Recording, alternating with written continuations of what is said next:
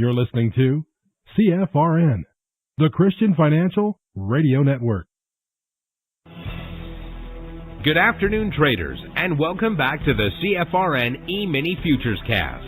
This is the daily broadcast of Indeterminate Length, where we discuss all things Emini, along with some really big ideas on the finer points of trading gold, bonds, crude, sugar, the euro. Joining us today, Mr. Michael Borth.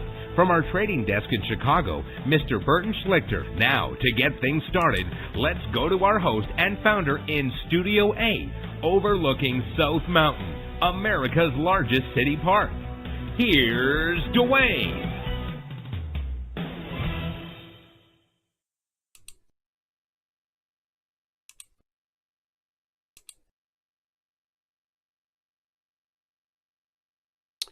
Good afternoon. Welcome back. Today is Thursday, first day of June, 2023. Thanks so much for joining us. Whoever you are, wherever you are, we're just glad to have you right here, right now. We do 2 live broadcasts every trading day. Now, the first live broadcast, that's our live training room. It's from 9:30 a.m. to 11:30 a.m. Eastern. However, that broadcast is reserved for members only and those who are taking their 1-week free trial. If you've never taken your 1-week free trial, you can do so by going to mytradingiq.com, and at the very top of the page it says 5-day free trial.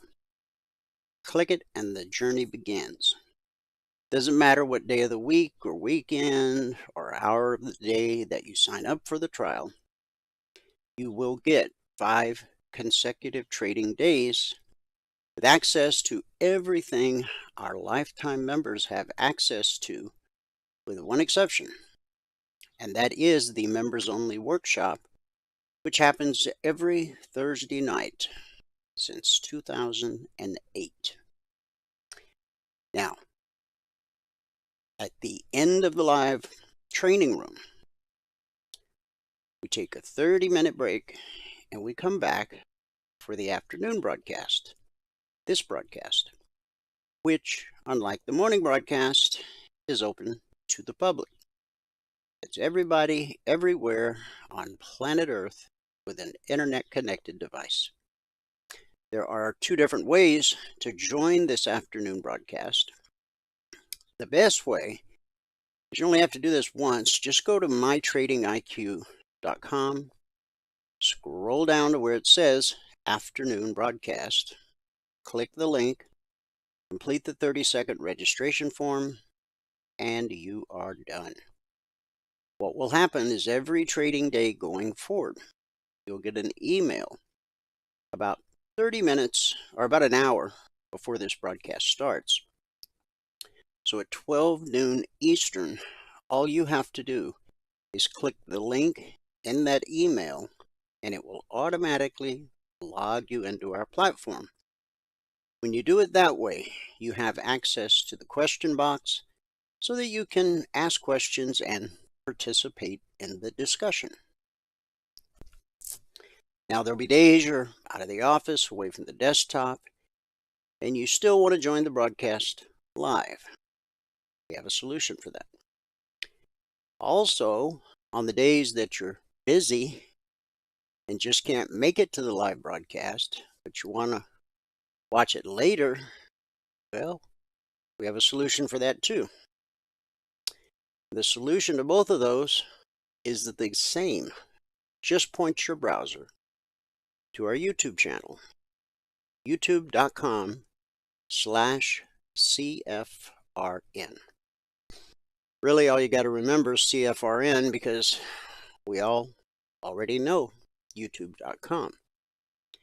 Now, not only do we broadcast live every trading day on our YouTube channel, but we also archive each and every daily broadcast. Currently, there's over 2,200 individual episodes archived for your educational and viewing pleasure. And for those who are new to the world of CFRN, it's a great way to get to know who we really are. Not just today or yesterday. You can scroll back 6 weeks, 6 months, a year, 2 years, just pick some days at random. And scroll forward to where I'm doing a recap of the alerts, and then scroll forward to where Michael's doing a recap of the live training room. If you'll do that over a period of time, you'll quickly see the thread of connectivity and continuity that's woven through each and every daily broadcast. So with that said, let's open with a word of prayer, as we do every day. Now for the last few days, and we'll wrap it up tomorrow, we've been talking about resetting your mind, overhauling toxic thoughts. Our scripture today, Colossians 3:2, and I'll be sharing with you from the Message translation. Starting in verse 1. So if you're serious about living this new resurrection life with Christ, act like it. Pursue the things over which Christ presides. Don't shuffle along, eyes to the ground, absorbed with the things right in front of you. Look up and be alert to what is going on around Christ. That's where the action is. See things from His perspective. Again, that's Colossians verses 1 and 2. Today, let's talk about fixing your thoughts. A quote from Joyce Meyer. When we fill our thoughts with the right things, the wrong ones have no room to enter. Testing our thoughts and learning to take them captive is a huge part of the mental battle we have with our thoughts. So when we can learn to do that as a regular practice, we will gain control over our thoughts. Remember yesterday we talked about taking our thoughts captive. But what if we choose to be more proactive with our thoughts in order to prevent reacting later on? There will still be thoughts that have to be tested and taken captive, of course. For we are not perfect. We can, however, choose to follow through with Paul's exhortation in Colossians 3:2, which says, set your mind on things above, not on earthly things. In settling our minds on things above, we will have less thoughts that need testing and being taken captive. It's a process. Welcome to the process. When we set our minds, we are striving for something and directing our mind towards a certain thing. This verse says we shouldn't set our mind on earthly things. These earthly things usually distract us and cause our thoughts to keep us from God's best. There are plenty of things we see every day that are out of our control. But much of what we see can be prevented. What we put in front of our eyes is a big deal. If you feel that you have too many toxic thoughts, what is it that could be causing them? Could it be things on TV, social media, or the news? It's wise to analyze the things we are viewing daily and ask God to show us what would be a good thing to decrease or eliminate them altogether. Much like we need to watch what we put in front of our eyes, we also need to consider what is going into our ears. What we hear affects our thoughts just as much as what we see. Have you noticed what types of music, books, or podcasts possibly cause toxic thoughts in your mind? Are there things you need to include, not just remove, that will build you up and help create healthy thoughts instead? Instead of focusing on and setting our sights on things that could cause toxic thoughts, let's be proactively mindful of what we choose to put in front of us. When we choose things that honor God and keep us pure in heart, we will have less thoughts to test and take captive.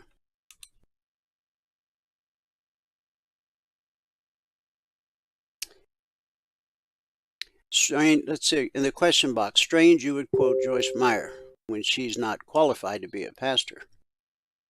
Do professing Christians not read and study the Bible? Well, G.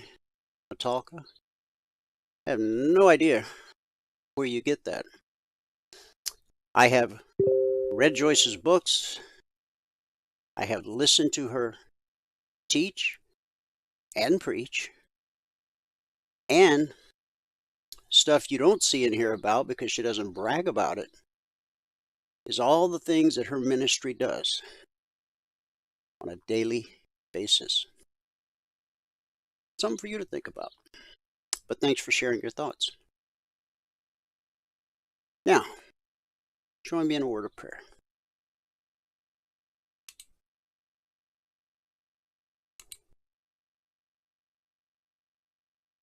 Heavenly Father, we approach your throne of grace today with hearts full of reverence and adoration. We give thanks for the gift of your word, which is a lamp unto our feet and a light unto our path. Today we turn our attention to the words of Colossians 3:2. Set your mind on things above, not on earthly things. Lord, we confess that in the busyness of life, our minds can easily be consumed by worldly concerns, distractions, desires. We often find ourselves entangled in the cares of this world, losing sight of the eternal perspective you desire for us. But Lord, we long to live in alignment with your will. We yearn to fix our minds on the things that are above, where Christ is seated at your right hand. We desire to be transformed by the renewing of our minds and to walk in the truth of your word. Today we surrender our thoughts, worries, and ambitions at your feet. We ask for your help to redirect our focus on heavenly things. Open our eyes to the beauty of your presence, the glory of your kingdom, and the wonders of your grace. Help us to set our minds on the eternal truths that are found in you alone.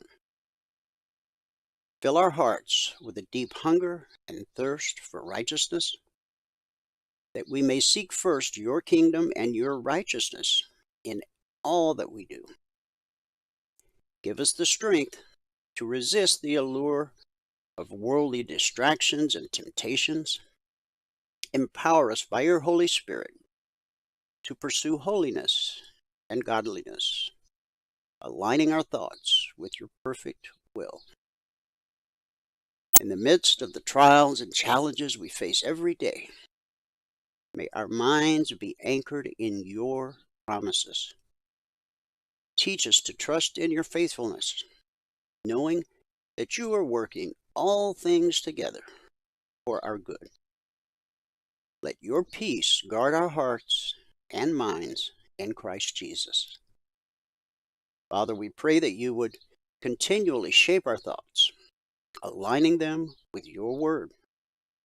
Help us to walk in wisdom and discernment, seeking to honor you in all areas of our lives. May our minds be transformed to reflect the mind of Christ. and may the thoughts we entertain be pleasing and acceptable in your sight. We offer this prayer in the precious name of Jesus Christ, our Lord and Savior. And everybody said, Amen. Well, happy Thursday. Reminder to members, the members only workshop is tonight, 8 p.m. Eastern. Started those workshops back in 2008, and we met at 9 p.m. Eastern for most of the years. But a few months ago, maybe 6 months ago now, at some point, near recent past, we shifted it to 8 p.m. Eastern, which seems to be working out pretty good for everyone involved. So if you're a member, be sure to have your questions ready when the workshop starts. And for those of you that have been on the trial and want to become a member so you can be in the workshop tonight along with everything else, go here to eminifuturestrading.com. Couple mouse clicks, passport is yours. That is lifetime access to everything we do, everything we've ever done, and whatever we do in the future. With no recurring fees, no upsells, and no nonsense. So let me give you the numbers from around the world. Now, if you're tuned in via the YouTube channel, you already know the title of today's episode.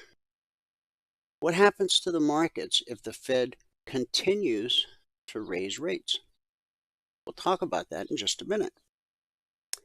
Currently, the Dow is up 195 points. The NASDAQ is up 144 points. That's over 1%.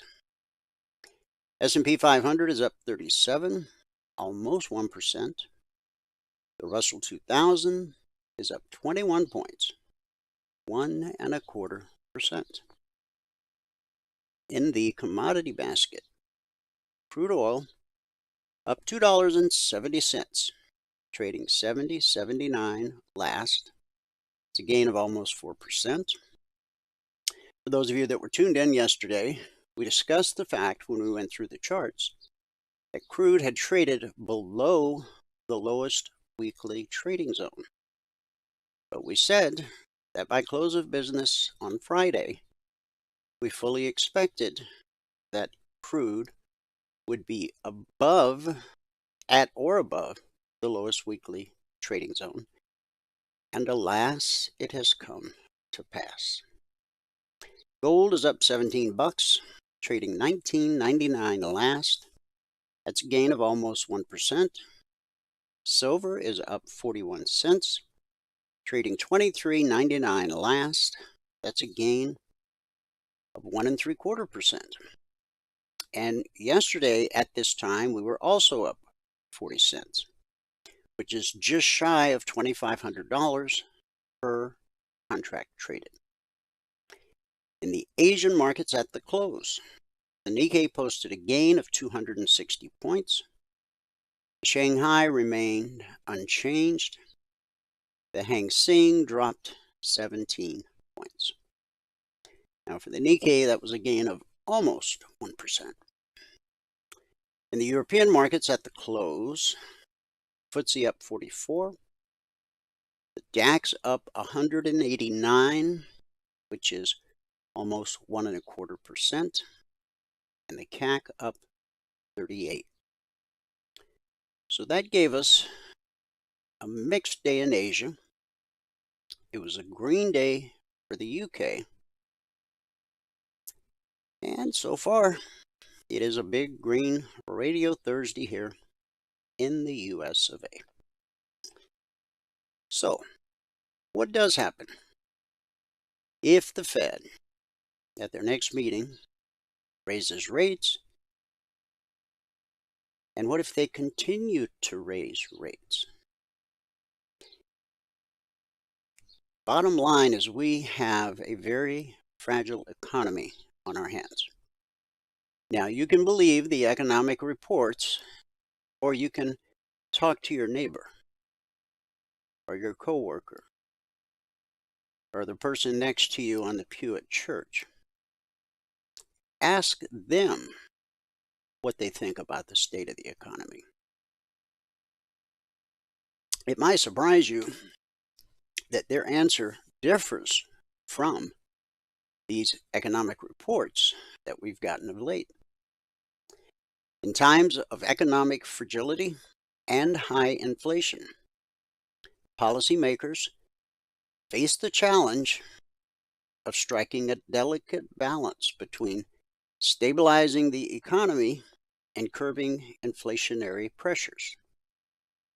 One powerful tool available to central banks, such as the Federal Reserve, which, just as a reminder, is not a part of the federal government.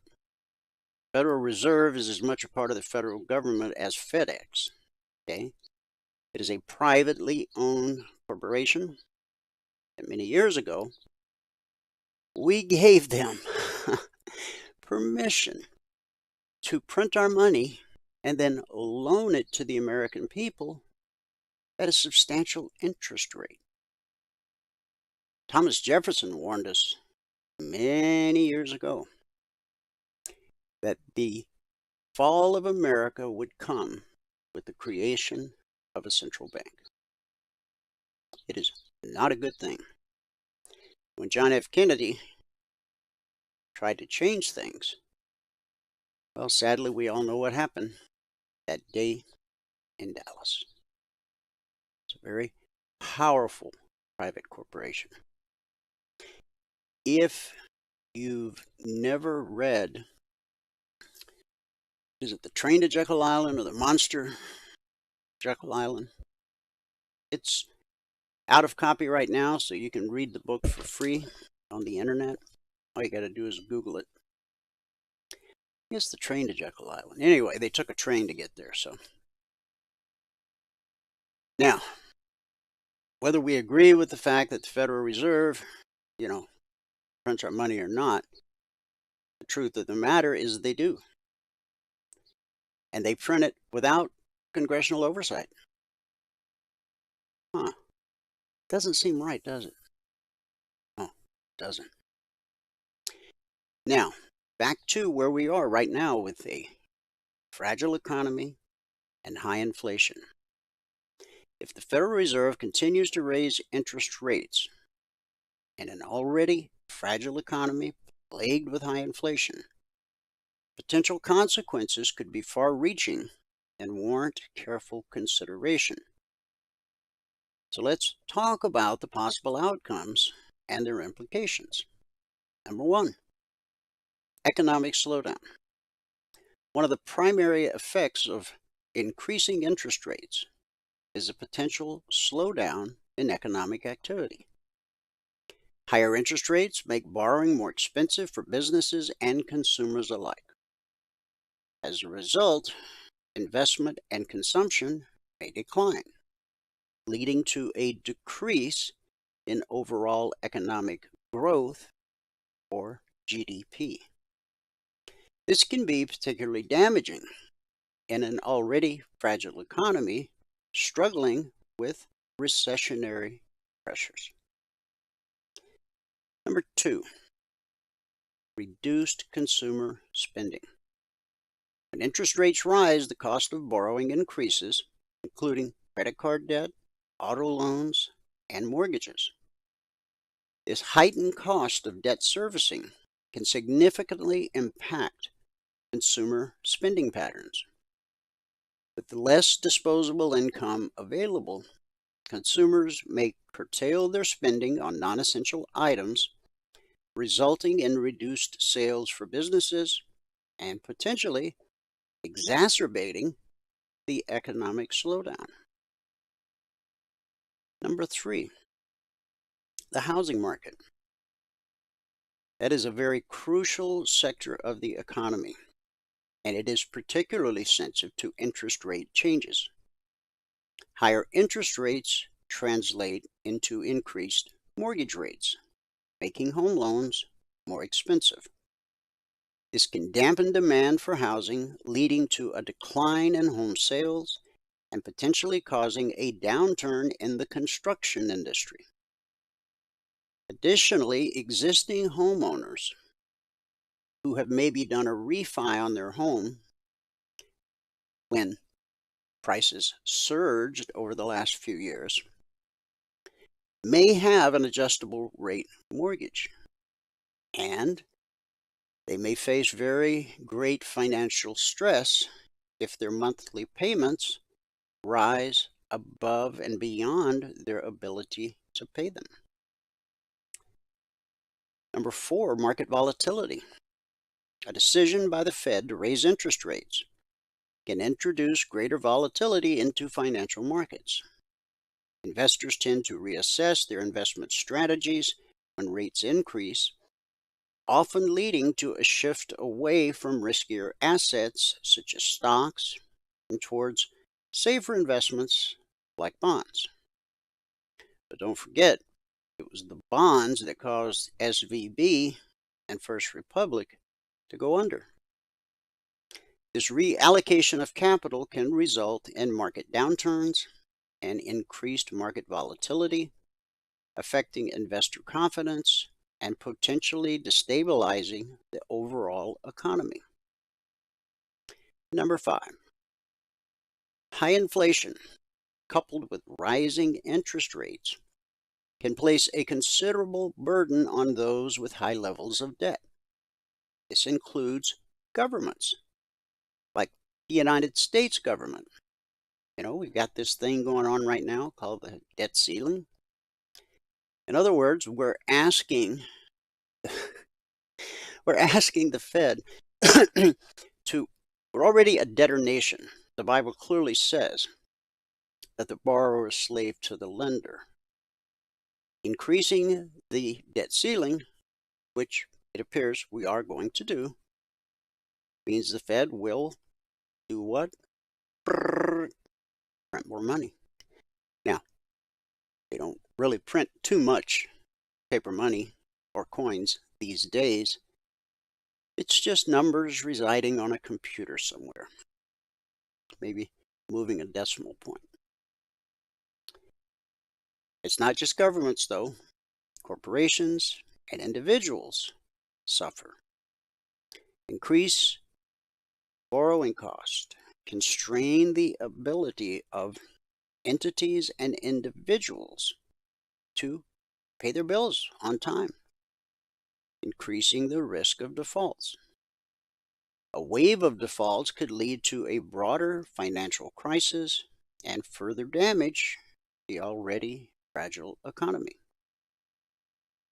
While raising interest rates can be an effective tool for combating inflation, doing so in an already fragile economy with high inflation carries substantial risks. Again, the potential consequences include an economic slowdown, reduced consumer spending, a downturn in the housing market, increased market volatility, and heightened default risks. Policymakers must carefully assess the trade-offs and weigh the potential short-term pain against the long-term benefits of taming inflation. A prudent approach would involve adopting a comprehensive strategy that considers alternative measures to manage inflation while minimizing potential damage to our already fragile economy. So there you have it.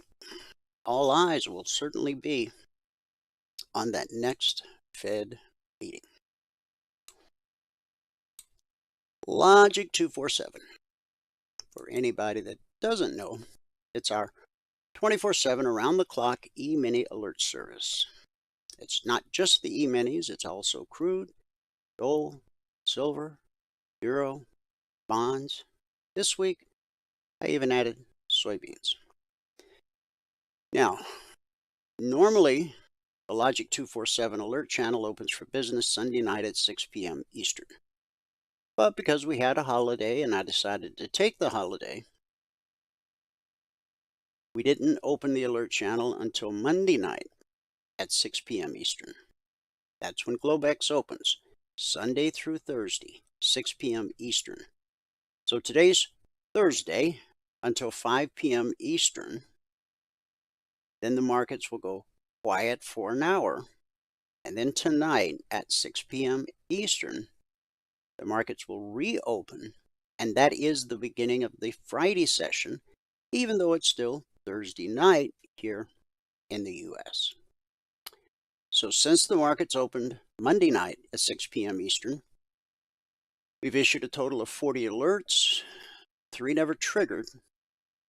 When Valerie did the recap this morning at 7:20 a.m., we were still waiting on 4.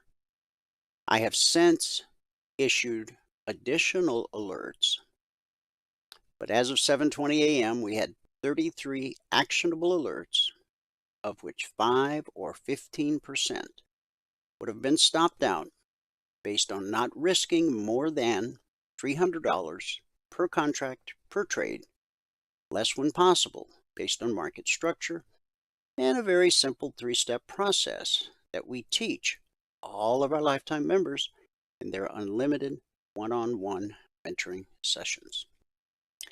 Over the last 252 weeks, we've issued over 14,200 individual handcrafted alerts. And we've averaged 20% or less of those alerts being stopped out based on the risk profile that I just gave you.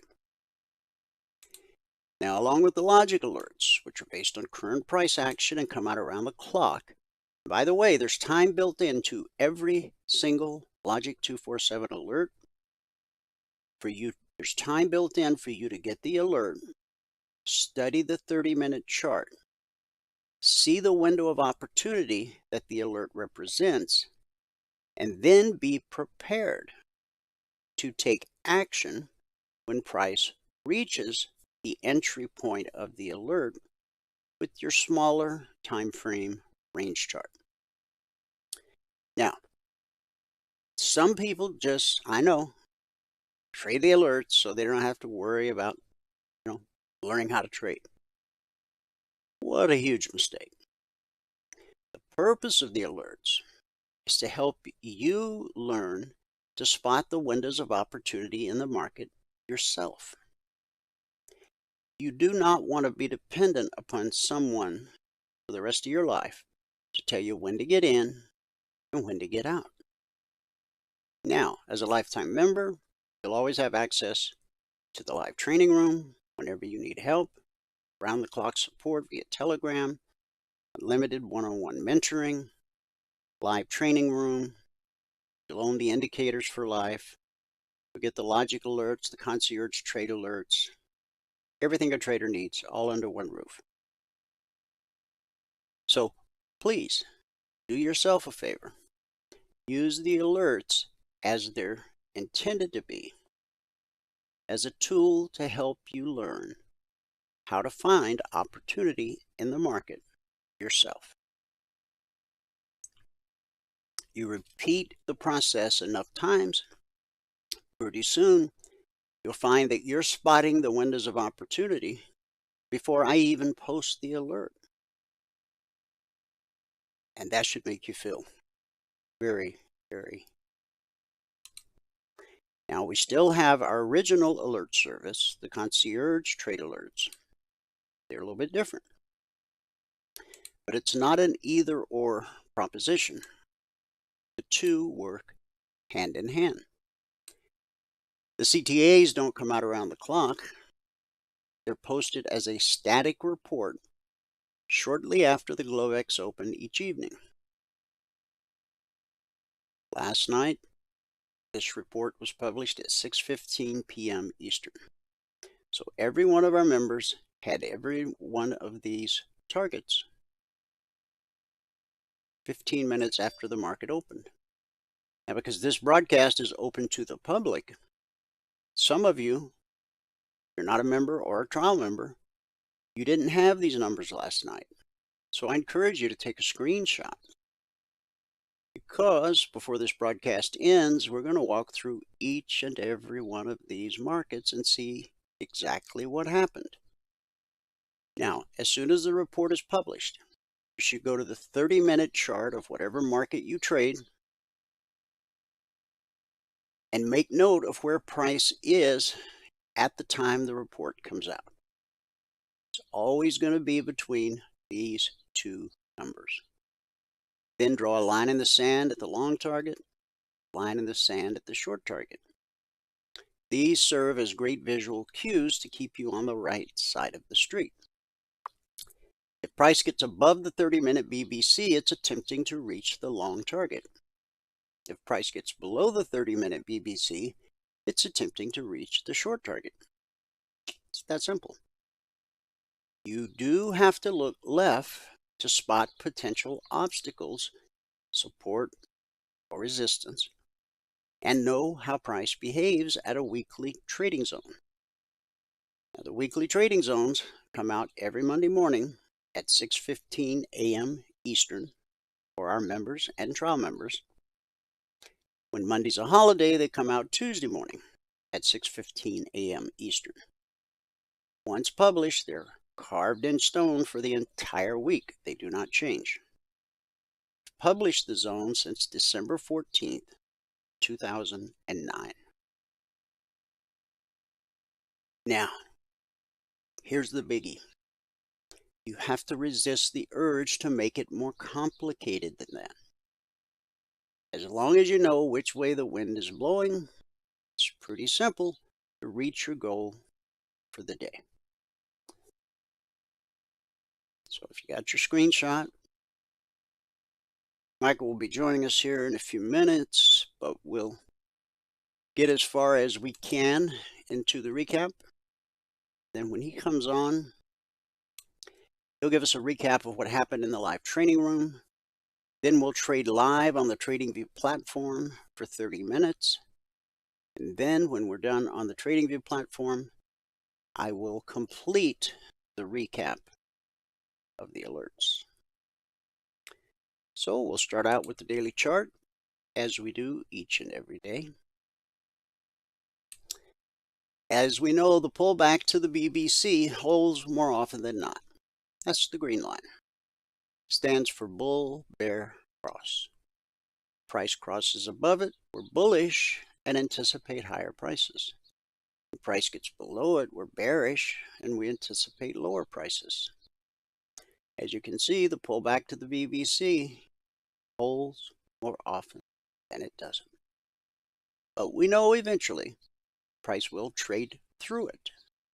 That's what keeps the markets fluid and tradable. So we get a leg, we get a retracement to the BBC, get a leg, get a retracement, it holds, but when red and falling turns into blue and climbing, that represents support.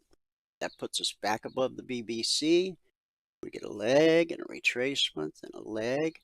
This time we get a retracement all the way down to the 24% fib.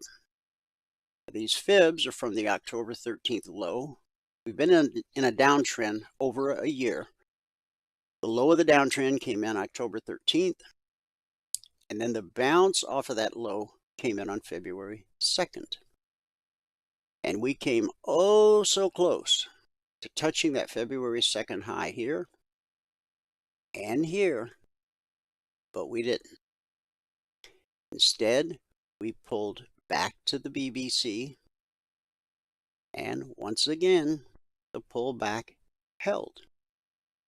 And now we're printing a big green candle. Could we actually reach up and hit that February 2nd high today? We certainly could. You have to embrace all possibilities. You also have to embrace the possibility that what is a double, or you could even call it a triple top up here, could become a quadruple top. See, we need price to not only reach the high of February 2nd, but to trade above it and then hold it on a pullback. Then we'll start drawing some fib extensions to give us an idea of where price may go in coming days, weeks, and months. Now you might say, I don't trade the S&P and I don't trade the daily chart. That's okay. Price flows the same across all markets and all time frames. From support to resistance, back to support, back to resistance, over and over, again and again. It's a never-ending cycle. Now, the institutional traders, they're the ones who actually move price because of their account size. Most institutions, hedge funds, have accounts in the hundreds of millions and billions of dollars.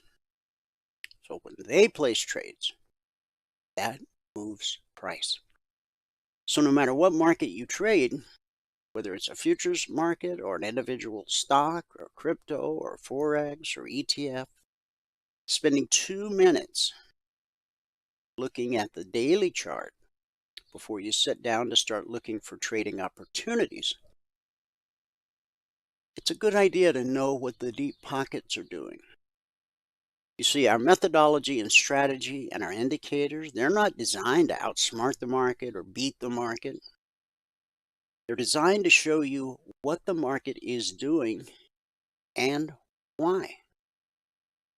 And since the market is always right, if you understand which way the wind's blowing, that makes it pretty simple to get your goal for the day. Trading's not easy, never has been, never will be, but it can be simple. So let's go to the 30-minute chart, which all alerts are based on. Now, when price rallies up to a weekly zone, we expect resistance. When price drops to a weekly zone, we expect support. Support. Resistance. Now you'll notice this. It's called consolidation. That's what happens 70% of the time when price encounters a weekly zone. 20% of the time, rejection. That's where price goes up, touches the zone, but when the 30-minute period is over, the only thing left touching the zone is the wick. That's rejection. The third and final thing that can happen when price reaches a weekly trading zone is what we call the slice. That's when price slices through a 30-minute, slices through a zone on your 30-minute chart like it's not even there. Now, none of these really qualify as a slice because they were part of a consolidation type of pattern. But when I come across a good example, I will show you exactly what the slice looks like. So the vertical line separates today, Thursday, from Wednesday. Here's Tuesday. If I go back further, you'll see Monday, etc. So the market opened last night, and we had the weekly zone right above. Okay?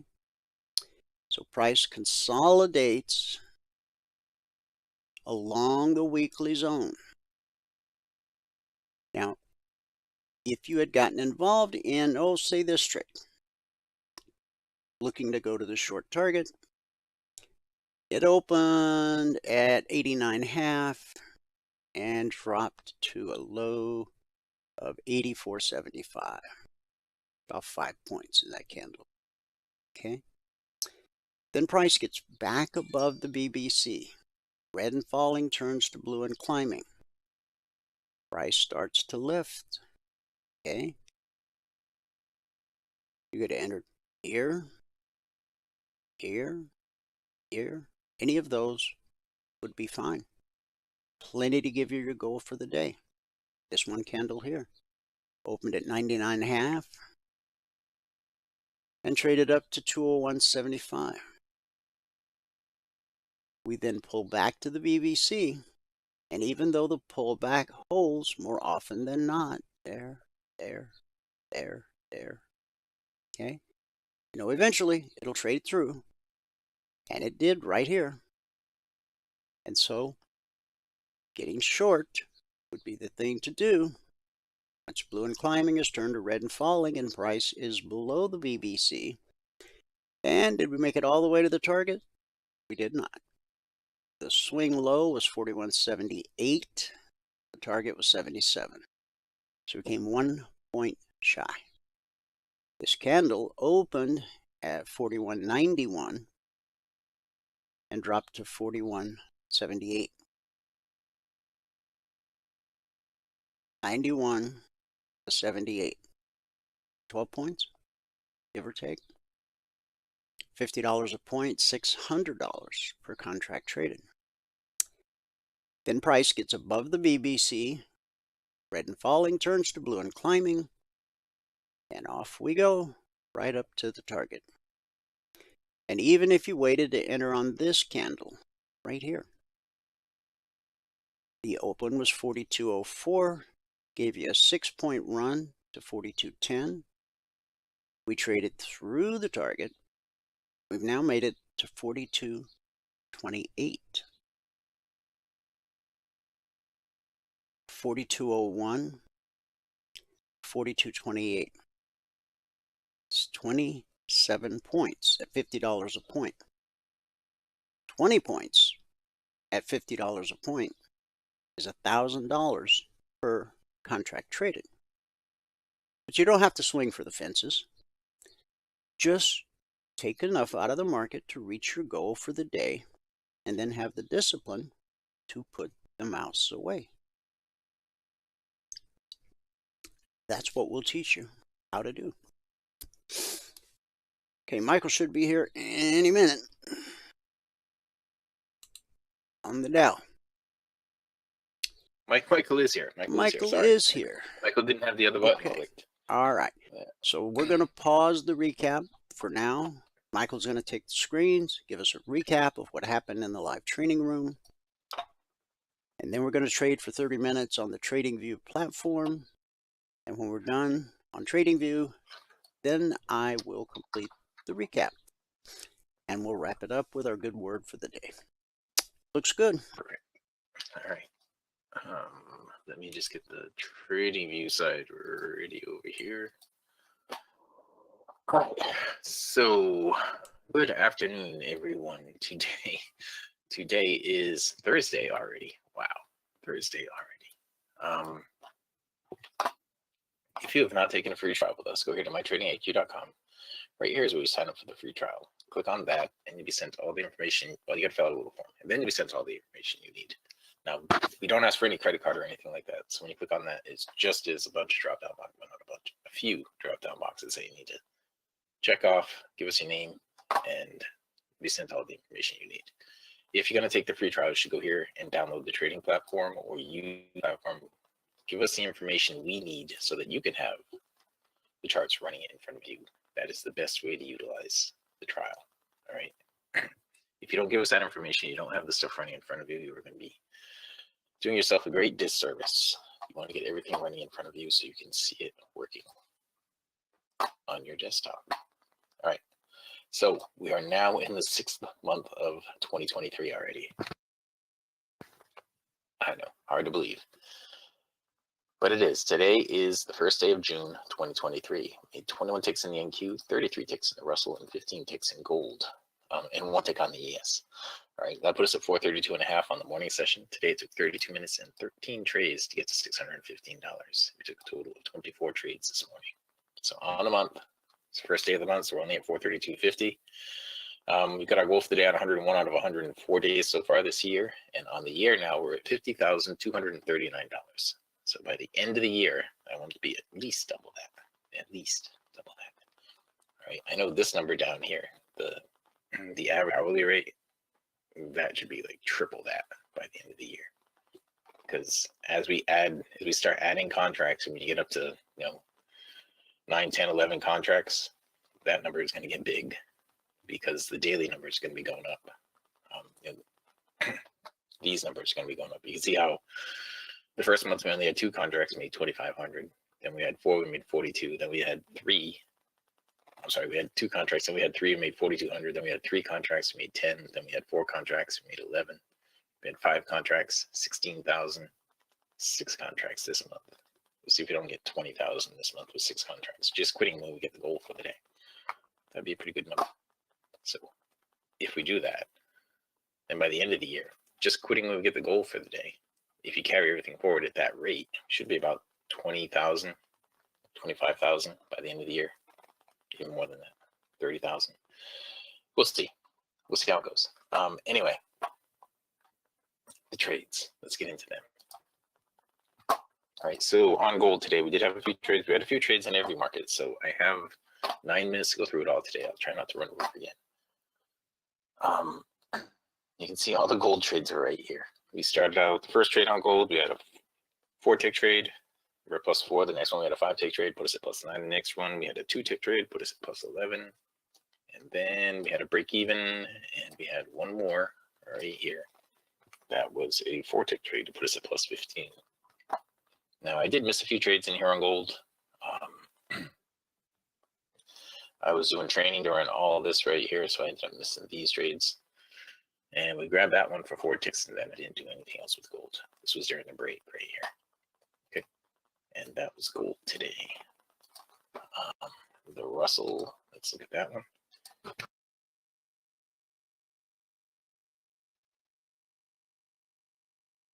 Okay, on the Russell, go back to the beginning. We had quite a few trades here on the Russell. And one of the things we went over today with the leg lengths, I went over that yesterday briefly during this session and during the 1 o'clock session, I think. We had a better start today than we did the last couple of days. The last couple of days we stopped out the first 2 trades. Today we didn't stop out on the first trade, but we did stop out on the 3 following that. This was our first trade today right here on the Russell. We picked up 10 ticks on that first trade. Then the next trade we took on the Russell, we stopped out, so we went back to break even. Then we didn't do anything in here for a little while on the Russell. And then the next one, we got 10 more ticks, got back to 10, 5 ticks to get us to 15. Then 2 ticks to get us to 17. Then 10 ticks here to get us to 27. And then I was doing the training in here, and I was using all these things as leg lengths. And right here we had, looks like 6 ticks right there to get us to 33. And that was where we ended up for the morning session. During the break, it was a good trade right here and here. Now this one was a ribbon trade. You didn't need the arrow on that one. This one you did need the arrow, but that was a good trade. That was a good trade. Didn't put in a higher swing. Turned around. It was a deep enough pullback to take the arrow trade if you wanted to. You could have taken that trade there as well if you wanted to. Well, not that one. Yeah, I guess that one. Then it turned around again, another deep pullback, so you could have taken that and needed to put in a higher swing to consider those, and it didn't. And that was it for the Russell. All right, so we ended up with plus 33 on the Russell this morning. The ES is the one we traded the least. Let me bring up the question box and see if there are any questions yet.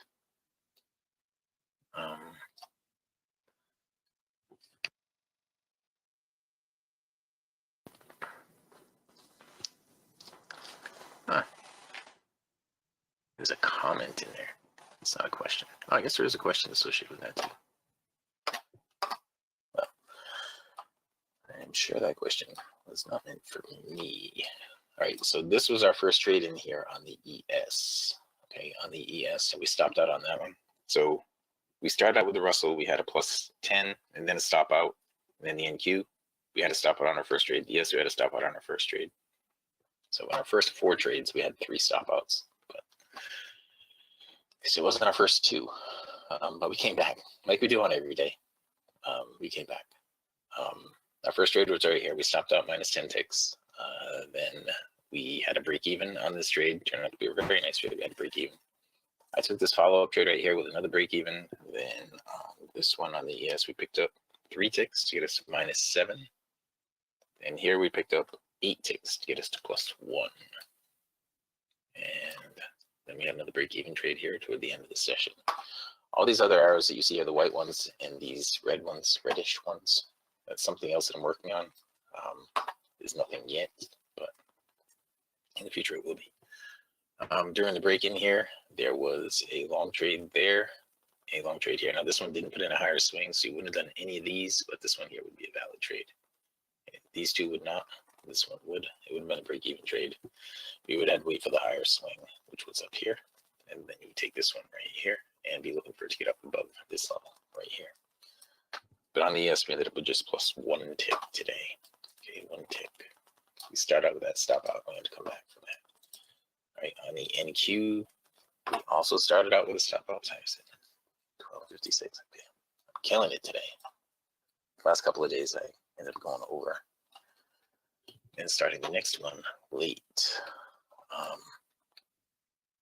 Does not seem to be the case today. Okay, speaking of that, I'm going to refresh over here. And slide this over some more. And some more. And some more. Until we see that red one. There it is. That was the first trade on the NQ, was right here. We stopped out on that one, minus 20 on that one. Okay. But on the next trade that we took right in here, we ended up picking up 20, so we're back to break even.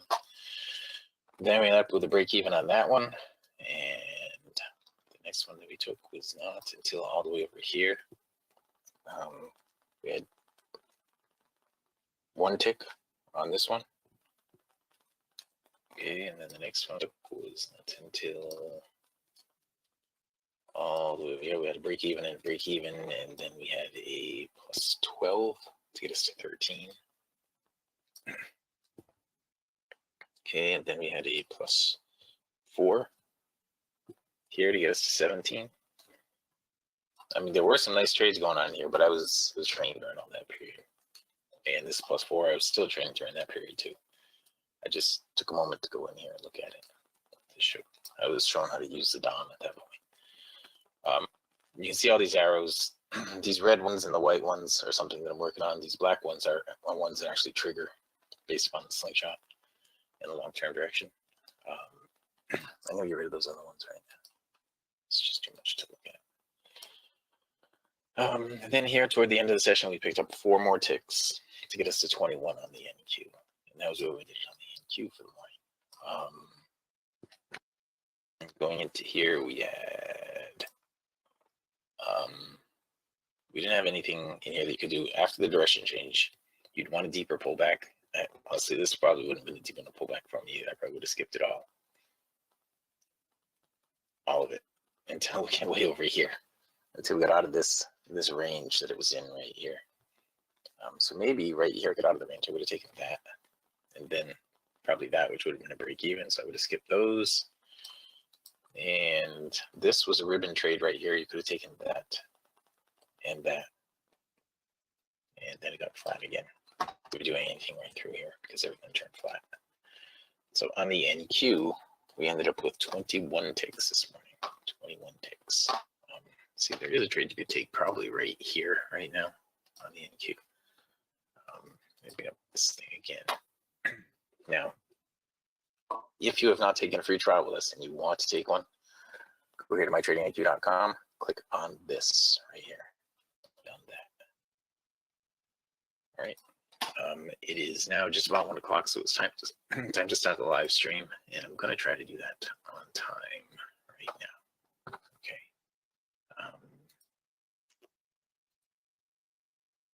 Go to that and share this. That screen right there. Share and hit start. All right, if anybody has any questions about it, type them into the question box as we transition now into the live stream of trading. If you have any questions, type in the box, or if you're in TradingView, type them into the live chat. Okay. All right. So the NQ, I had pointed out a few minutes ago that the NQ had a trade right here, and I took it, and it's at the point right now, my stop should go to break even. Now, I didn't have the automated thing on right here to automatically put my stop at break even. I should have actually taken some profit in that. But we will now just wait until we get another shot at this. Today is the 6th month. It's the first day of the 6th month of the year. That's why we're on 6 contracts now. Okay, so the way that works, you have to earn your way up to the next contract. So that means for one contract per month, you have to make $2,000 per contract. It's like the first month I had to make $2,000 to be able to add another contract on for the second one. Then I had to make $4,000 to be able to add another contract on for the third one.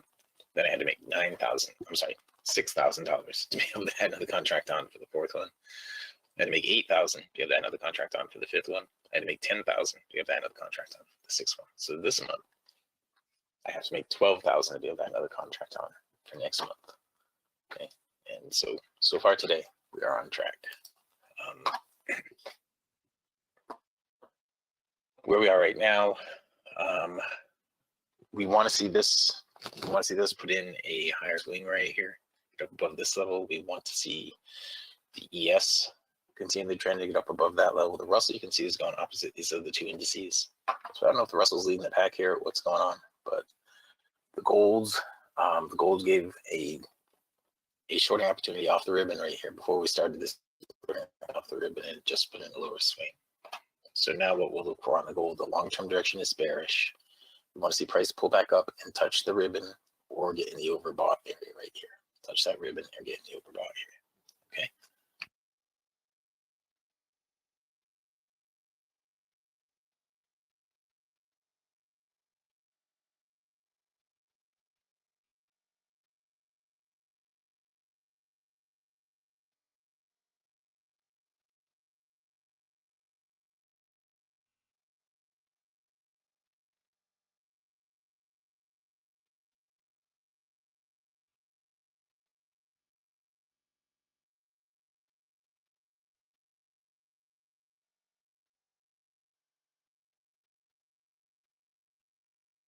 All right, so we do have the lower swing. We need pullbacks now.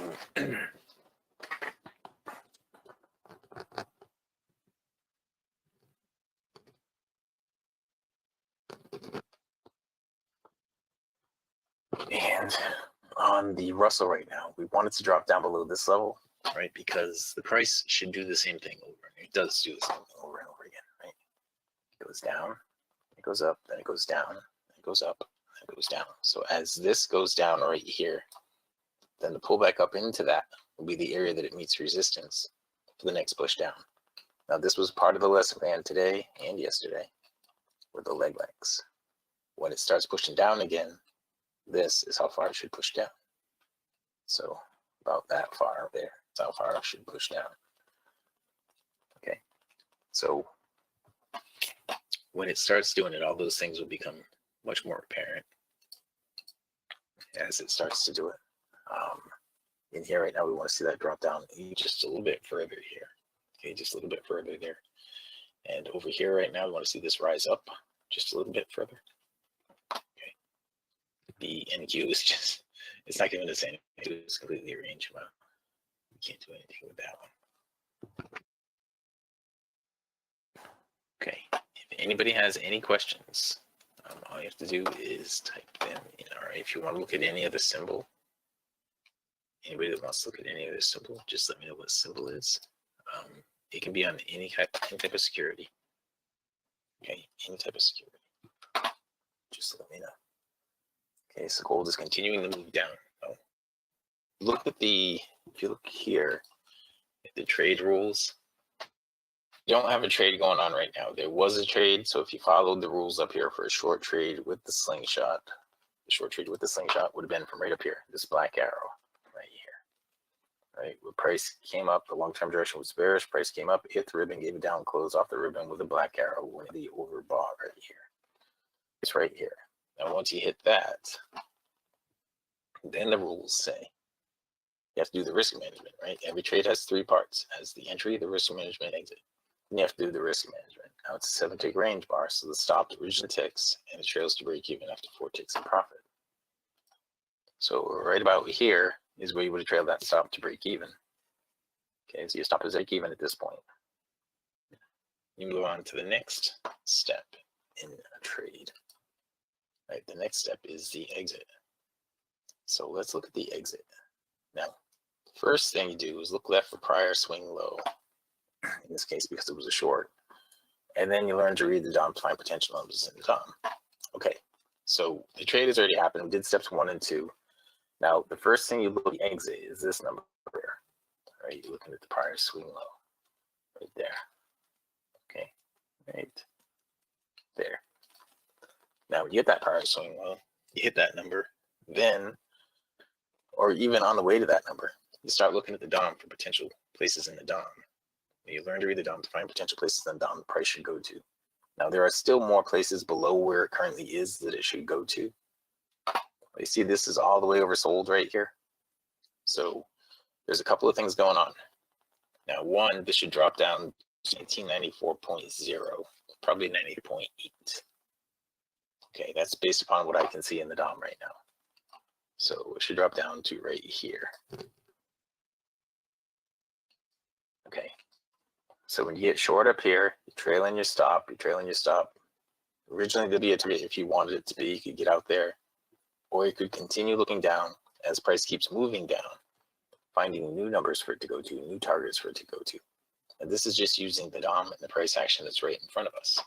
If we expand this a little bit, and we look at a little bit more price action, looking left, right down here looks like a good spot, 93.2. Okay, now there's no guess it's going to go straight down there, but that looks like a good spot right there. If it pulls back, then it should push down again, and 93.2 now becomes a significant number. Okay, just based on price action. 92.3, I mean. 90.3. Well, I get that all crooked, but something like this. Something in there. Whoops, sorry. Something in here like that. Now you'd wait for price to pull back in here, and to look and for another shot at it. Okay, the DOM is suggesting it's going to go down to 1994.0 right now. If it starts to pull back, then we'll look for a number on the pullback side. 4.9 is looking pretty good, but we're right there right now, so it's not that significant. Okay. There's one other thing that we can take a look at. When you are an active partner or a passport holder, every Monday morning you get the weekly trading zones. Okay, so the weekly trading zones right now, we came up to the midpoint, which yesterday we said was going to be significant, and it actually became significant today. So tracing off the midpoint right now, and the BBC is all the way down here at 1990.7. Right, so if it gets on a good run going down, all the way down here at 1990.7, be a good target number. Okay. So you can use all the pieces of information that are available to you as you get into a larger trade. Now, this was a great looking trade here as it came together. This is oversold. It's time for it to pull back up. There's one other piece that you can also utilize in here, and that is the green line. Now, the way that this works, let me get rid of the lead. The way this works is the green line goes from oversold to overbought to oversold to overbought. When it's in overbought, it's time. When it's in oversold, it's time for it to go to the opposite direction. All right, it did right here, should go back up, going down here. So right now, it's at a state where it should start up. It's at a state where it should start moving up. And that is going to give us a pullback that might go up here and hit the ribbon. At the very least, it'll bring the black line up into the overbought. You just got rid of the black line. The black line is called, comes up. I'll check that right there. See, that's the lead line. It's not the slingshot. I check that. So what we're looking for is for that to get up into the overbought, or for price to get up into the ribbon, or both. Right? And then we'll start entertaining another trade. Okay, for right now, we're getting a lower swing right here on the Russell. We're not getting anything on the ES. We're not getting anything on the NQ. Okay. So again, it is watching in the live stream or in any of the streams. Now, there's 3 of them going on right now. If you want to see anything other than futures, you just have to give me a symbol. I'll type it in. Okay, on the Russell, we're in the overbought. We almost hit the ribbon. We're in the overbought. So a down close on this, if it pulls it out of the overbought, would be a trade. Okay, 72.6 down to 7.8. Okay. Now I know this. I know these numbers because these are 7-tick range bars. So I know where the top is. I know where the bottom is going to be. The bottom of the bar is going to be right here at 71.9. So if you get a down close at 71.9, I want to be in this trade. Okay, for 2 reasons probably. One is because it's going to be off the red. 2 is because it'll probably pull this out of the overbought and give us a trade. Okay, now it hasn't done it yet, so I'm ready for the trade if it happens. Don, when the price makes a lower high and shows overbought, is it a possible trend change alert? You talk about something like this right here, Don. Lower high right here, but we got overbought. It's the beginning of it. It's the beginning of it. Just the fact that you don't have the higher high right there is really the beginning part of it. But the same, it's almost happening over here on the NQ too, right here. If we scroll left just a little bit, I guess I did put in a little bit higher high. Hang on, I bring that down back up. In a sec.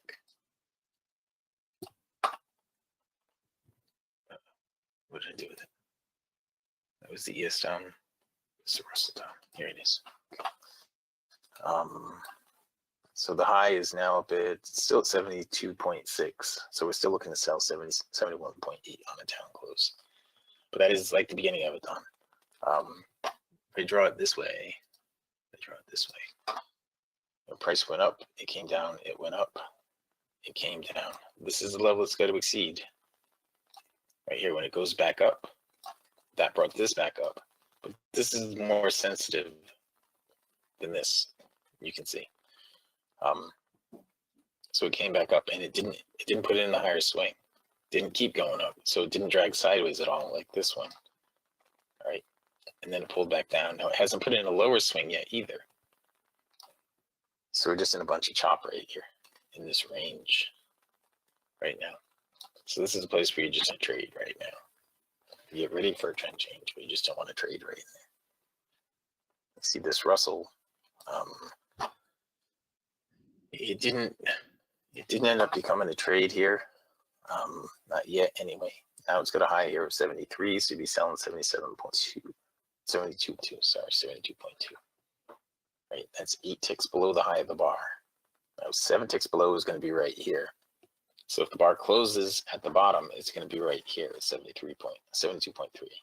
So add one more to that, and it's the spot where you want to enter the trade. Okay. Gold, what's this over here? I don't even know what the gold's doing right now. Okay, the gold isn't doing anything we can use. Russell doesn't look like it's going to give us anything right now. See, the NQ is leading the pack right now.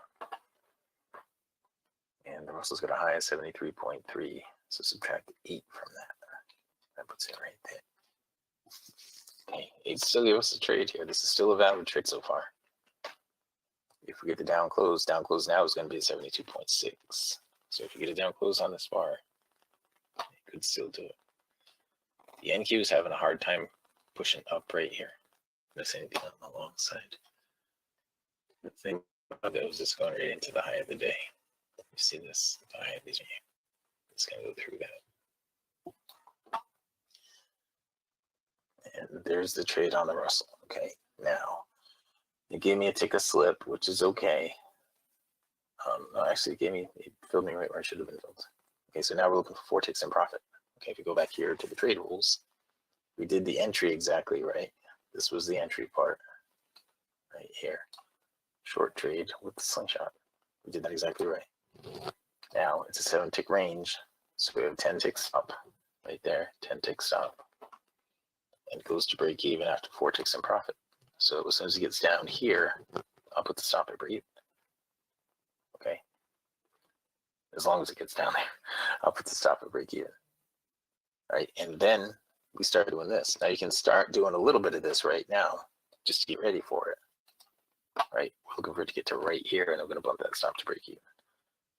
But while we're looking at that, while we're waiting for that, right here is that swing low that we were looking for, right here at 70.9. Now there it is. That's 4 ticks. Stop goes to break even. And now 70.9 can be your first target. It's a nice looking target right there. If it gets all the way down there, that'd be 16 ticks. Or with one contract, it'd be $160. With 6 contracts, it'd be $960. Okay, so if it gets all the way down there, this is just about $1,000 trade right here. And it gave me a break even. So cancel all on that and take the break even. But that doesn't mean it's not going to go down here. Okay. It does not mean that it's not going to go down to this level right here. It just means it took me out of break even first. So a break even trade is a yellow one. This yellow arrow. Let me go back and look at it later. See this chop right here on the ES. And the NQ hasn't really given us anything that we can work with yet. Okay. Nothing that we can work with yet. And here it comes on the NQ. Do have a higher swing. We have everything that we need for a trade. It's not going to give us an arrow because this is not oversold. So it's going to be 4 points plus a tick higher than this. It'd be 65 and a quarter is what you're looking at. Okay. Now that number has changed. And it'd be 64 and a quarter. Okay. And now we're oversold too. So because this is no longer in the green, the black line is no longer in the green, this has to pop out of the oversold to be a trade. And it did, and it gave us a trigger, and we should actually be in right here. So I'm going to jump in right. All right. Now I do have the automated thing on this, so when it gets 8 ticks in profit, it should bump my stop to +1 tick. Okay, when it gets 8 ticks in profit, if it gets 8 ticks in profit. It has a 20 tick stop to begin with because it's 16 tick range bar. All right, so if we go back here to the trade rules. Now I did the entry. I didn't do the entry perfectly. I kind of messed up the entry a little bit. But because this is the 16 tick range bar at 20 tick stop, it's all the way down here. And it trails to break even after 8 ticks in profit. Now this is going to trail to break even plus a tick because I have this automated thing on here. So it's going to trail plus 21 ticks unless it has slippage, then it won't. But it's going to get 8 ticks in profit. So it'll do it when it hits this number up here. There, just hit that number, just trail that's 21 ticks from where it was, so break even plus a tick. And this also has a 30 tick target on it, right? Now I only put targets by default on the NQ because the NQ bounces around so fast. A lot of times it'll go up and hit a 30 tick target and then come back down to break even before I can get my stop moved. So this ended up being a +1 tick, right?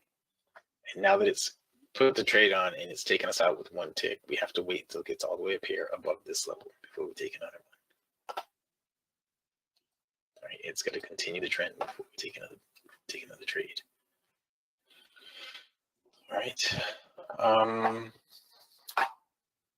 We didn't end up with a trade over here on the gold, but it is getting down to that level. We didn't end up with another trade here on the Russell, and the ES is still on the chop right here. So we have 11 minutes left in this session, guys. 11 minutes left in this session.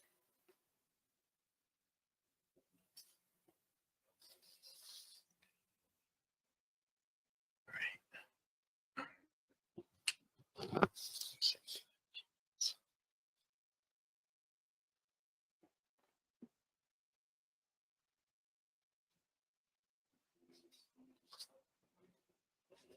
Does anybody have any questions? Any more questions? This person.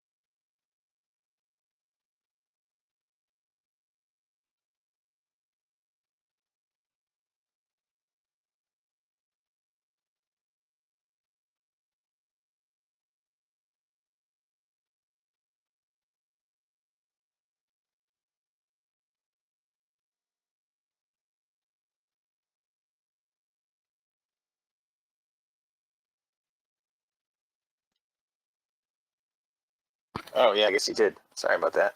I said this got down to this level right here, and it didn't. Sorry, lost my audio for a minute there. This got down to this level here that I suggested it was going to go down to, and it hasn't pulled back to give us any kind of opportunity. The ES is just choppy and sideways right through here. The NQ is also choppy and sideways. The NQ now needs to get up above this level to give us another trade, and the Russell needs to get down below this level to give us another trade. So everything's just getting really choppy here. We just don't have anything else that we can trade right now. So we only have about 7.5 minutes left of this session, so we'll just have to wait and see. And see if we get another trade set up. I mean, if you've watched these before, you can, in the last 3 minutes we could get 4 trades. So just stick it out. See, we're starting to get a little bit of movement here on the NQ, a little bit of movement on the ES. And the ES is still stuck in this range right here. It's not out of the range yet. And just waiting. Okay. Just erase all these drawings. And I will draw in lines on the range for you so you can see the actual range that it was stuck in. Use this spot right here.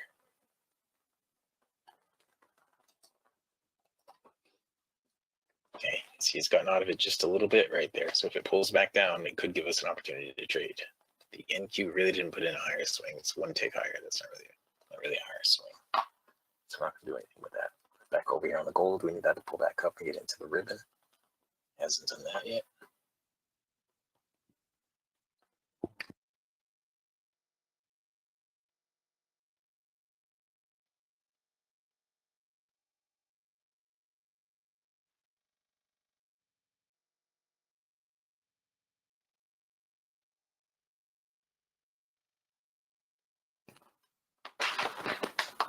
Okay, now we're in the overbought here on the gold. All right, we're in the overbought section right here. So now, if we get it down close, that pulls us out of the overbought, we have a shorting opportunity, and it should push down to this level. Right now, earlier when I was talking about this, I was hoping that it was going to pull back up into the ribbon, or that the ribbon was going to work its way down into the price, but it hasn't done that yet. It's not done that yet. Oh, look, we just had all this movement right here and here. We had a gap on all 3 of those indices for some reason. So I don't know what just happened to make that gap happen, but it didn't happen to the gold yet. So now all those gaps need to be filled, and just about full on this one. We're not going to get trades out of any of those because of that gap.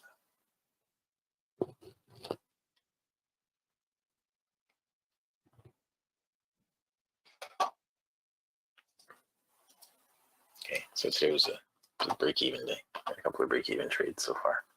The gold could give us something. We have 5 minutes left. Could get something here on the gold. And 5.7 subtract 8, 94.9 is where you're going to sell right now on that gold.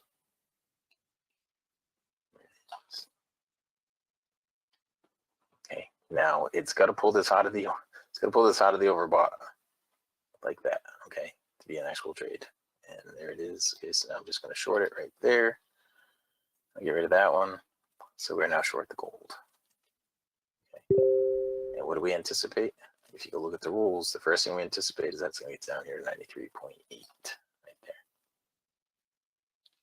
So if we follow the rules, we've done the short trade. Short trade with the slingshot is what we just did. Okay. So we did that. It's a 7-tick range, so we have a 10-tick stop right there. Trails to break even after 4 ticks in profit. We haven't had that yet, but if it gets right down to here, then we'll trail that stop to break even. Then look at the exit criteria. Look left, the prior swing high or low. This is the prior swing low, so that's the first number you would look at for a target. And then as it approaches it, you'll learn to read the DOM to find potential numbers that it's looking for. So you can change that, you can bump that out. As it starts to approach it, you'll start seeing other numbers that might be significant. Okay, but for right now, we're just waiting. Now that we've done steps 1, well, now that we've done step 1, we don't really need to look at charts anymore to do step 2. All right, this has to happen. for step 2. So we don't need to look at the chart to see that. We can look at the DOM and see that. All right, it's all in the DOM right now. Nothing on the chart is going to change that. So if you sit there looking at the DOM, now looking at the chart, waiting tick by tick, seeing what the lines are doing, you don't need to put yourself through that. You just watch the DOM for right now. If it gets down to here, I'm going to bump the stop to break even. No question about it. Okay. If it doesn't get down there, then I'm going to stop out. No question about that either. All right. So while we're on this page, if you have not taken a free trial with us and you want to, go here to mytradingIQ.com and right here, click on this. Once you click on that, you'll be sent all the information you need to get into the room. If you're going to get into the room, click on trading platforms and follow the instructions there to get the information we need to set up your desktop for you. You should also look at trade rules. That's what we were just looking at. Watch this video here. If you have TradingView, watch this video to tell you how to set up your TradingView with the sensitivity settings and all that stuff. And everything you need is on this page right here. Everything you need to be a successful trader is right here on this page. Get the indicators, follow these rules. That's it. You come in the room and you can hear me tell you other things, nuances that are just common to the markets more than trading. Okay. And so we wait over here on the NQ. This is actually a short here on the NQ. Now it's not the prettiest thing. It's a direction change, but it did pull all the way back up into the ribbon on the direction change. So I mean, it's a valid short. These other two markets don't have any trades. But gold, like I said, if it doesn't give us 4 ticks in profit, then we're going to stop out. And that's that. Those are the rules. This is still within this range right here on the ES.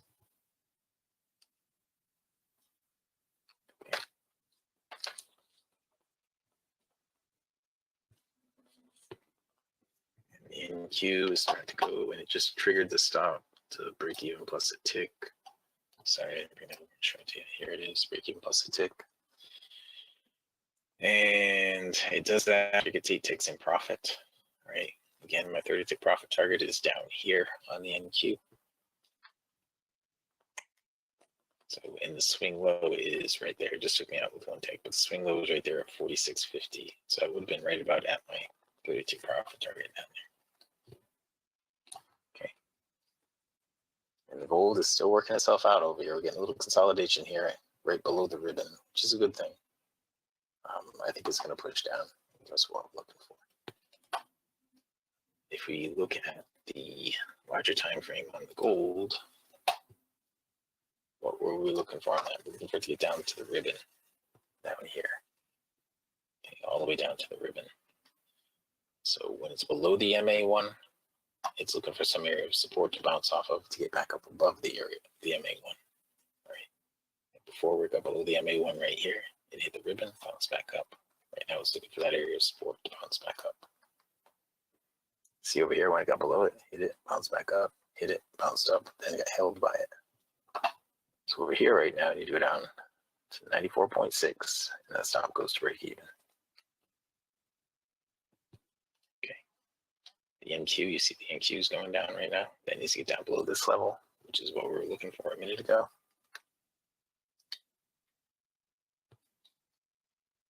Okay. And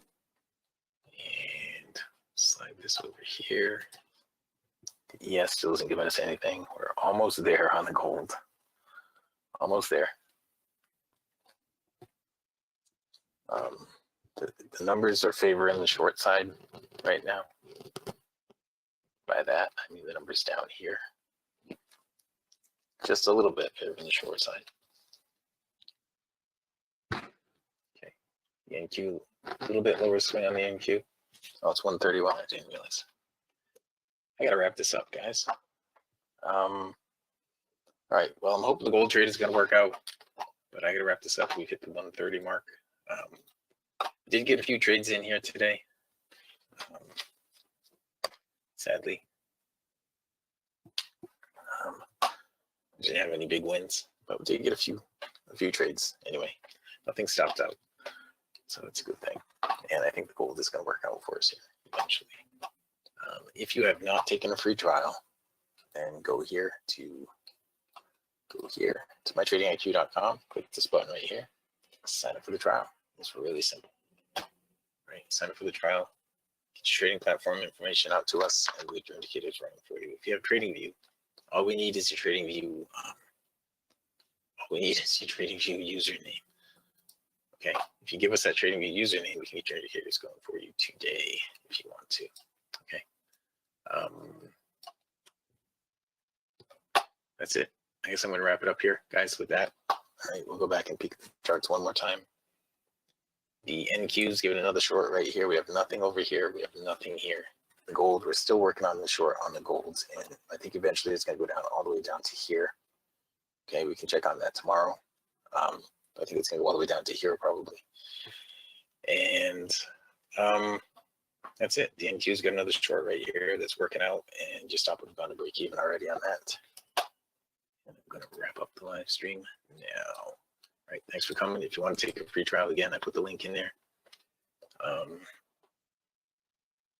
Do you have thoughts on ES next resistance? Resistance, you're asking. Okay, let me look at a bigger time frame for that for you, okay, on the ES. The ES next resistance area up above is right here. I think Dwayne already said that, 42, 43. It's a weekly trading zone right up here. See the last time it hit it, to the tick, that's your next resistance level. There's really nothing. And it's stalled out right now because of the previous bearish cross. Yep, right over here. Right here, you see where the MA1, this line right here, crossed below the BBC, this line right here. That carries over right here. Okay, and you'll see that happen again and again and again. We have those bearish crosses of the MA1 and the BBC. They become significant areas. And the same is true of a bullish cross. Yes, either way. All right.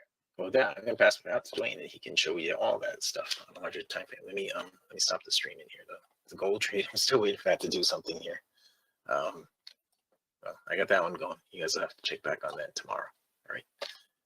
Today is Thursday. Reminded anyone who's out there right now who's listening, if you are an active partner, Thursday nights we have a partners meeting 8 p.m. every Thursday night. Okay. Today is Thursday. There. I'm going to stop the stream. Stream is stopped and can pass back up to fabulous Phoenix, Arizona, and Studio A, overlooking South Mountain, America's largest city park. Dwayne, if you are ready. I am ready. Recap of the morning session. Today, 32 minutes, 13 trades, $615. Great job. Thank you. Okie doke. We will pick up now where we left off on the Dow. Now, for any of you that are tuning in late, I already gave everyone who's not a member or a trial member an opportunity to grab a screenshot of the CTA alerts that were published last night at 6:15 p.m. Eastern. Globex opens at 6 p.m. Eastern. So 15 minutes after the open, every one of our members and every one of our trial members had access to targets for each of these markets. Okay? And I already explained all this up here, so if you missed it, later today you can go to our YouTube channel, youtube.com/CFRN, and you can listen to my explanation of how you use these numbers. So, we already looked at the ES 30-minute. All alerts are based on the 30-minute chart. And you see this bearish cross right here that led to this extended down move into support at the zone. When price got above the BBC and rallied up to the area of the previous bearish cross, it found resistance. Does that happen every time? No. Does it happen more often than not? You better believe it. Same is true of a bullish cross. Okay. Now we had this bearish cross where the red line gets below the green line. Okay. Then we had a bullish cross where the blue line gets above the green line. So if price were to start dropping, first we would expect potential support at blue and climbing. Then we would expect support at the 30-minute BBC. And then we would expect support at the bullish cross, at least the first time down, and then eventually the weekly zone below. Trade every market exactly the same. We're not teaching you how to trade a specific market. We're teaching you something far more valuable, teaching you how to trade. Once you know how to trade, you can trade any market. Futures, stocks, crypto, Forex, ETFs, it doesn't matter because price flows the same across all markets and all time frames. And again, the reason we look at the daily chart first each day during this broadcast is to see what the institutional traders are doing. Are they buying the market or are they selling the market? Okay. Remember, it's the institutional traders' trades that actually move price because of their incredible account size. So even though you might not trade the S&P and you don't trade a daily chart, whatever market you trade, or stock or crypto or whatever, spend 2 minutes with that daily chart. See what the institutional traders in that market are doing. Are they buying or are they selling? It also helps you identify where major obstacles are. Right now, the obstacle would be the high of the day, followed by this high, and then the February 2nd high. Where's support? Low of the day, which is the BBC. Remember, the pullback holds more often than not. We had a 3-session pullback. Here we had a 3-session pullback. Pullback held. Pullback held. Big question is, can price over... Now, this candle and this candle did not overcome the February 2nd high. What we need to see price do is break through that February 2nd high and then hold on a pullback so that we can then start plotting Fibonacci price extensions to the upside. Fibs you see here are based on the October 13th low. We've been in a downtrend over a year. Downtrend came to an end. Well, it didn't come to an end, but the low of the downtrend so far came in October 13th of last year. And that bounced price up to February 2nd high, which we have not yet been able to take out. Came close. Became less close. And so far today, our high is 29.75. A little bit off the high of the day. But my point is simply spending a couple minutes with the daily chart of whatever market you trade. It gives you the insight of what those deep pockets that move the markets are doing, and helps you identify major areas of support and resistance.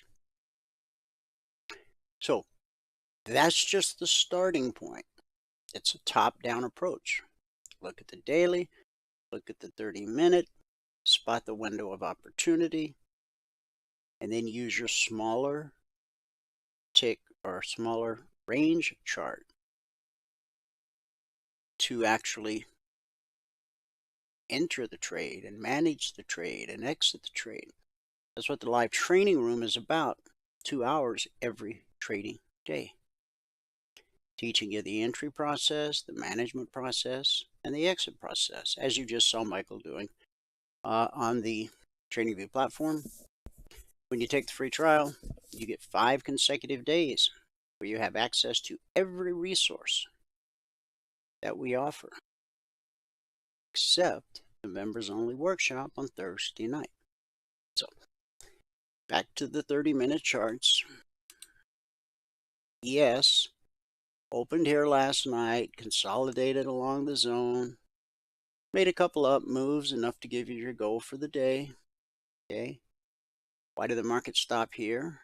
Just look left. That reason and that reason. You should expect price to run into resistance there until proven otherwise, like here. So we hit the long, we came within 1 point of the short target, and we traded through the long target. And there was a question about, in the live stream on TradingView, there was a question about where's the next resistance for the ES. It's right where we're at, the bearish cross. After that, this high right here. And as I said earlier, the logic alerts work hand in hand with the CTA alerts.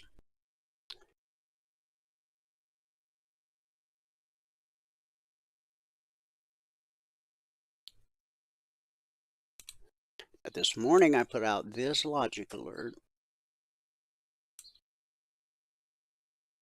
Where'd it go? Yes. The entry was 40. This was after we had already gone through the target. Entry 42.20, initial target 42.22. That's enough to give you your goal for the day. And the next obstacle was 42.27. Why?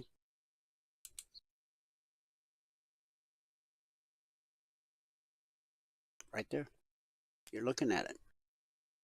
And then the next obstacle after 42.27 is 42.32. Why is that? There's 42.32. The next obstacle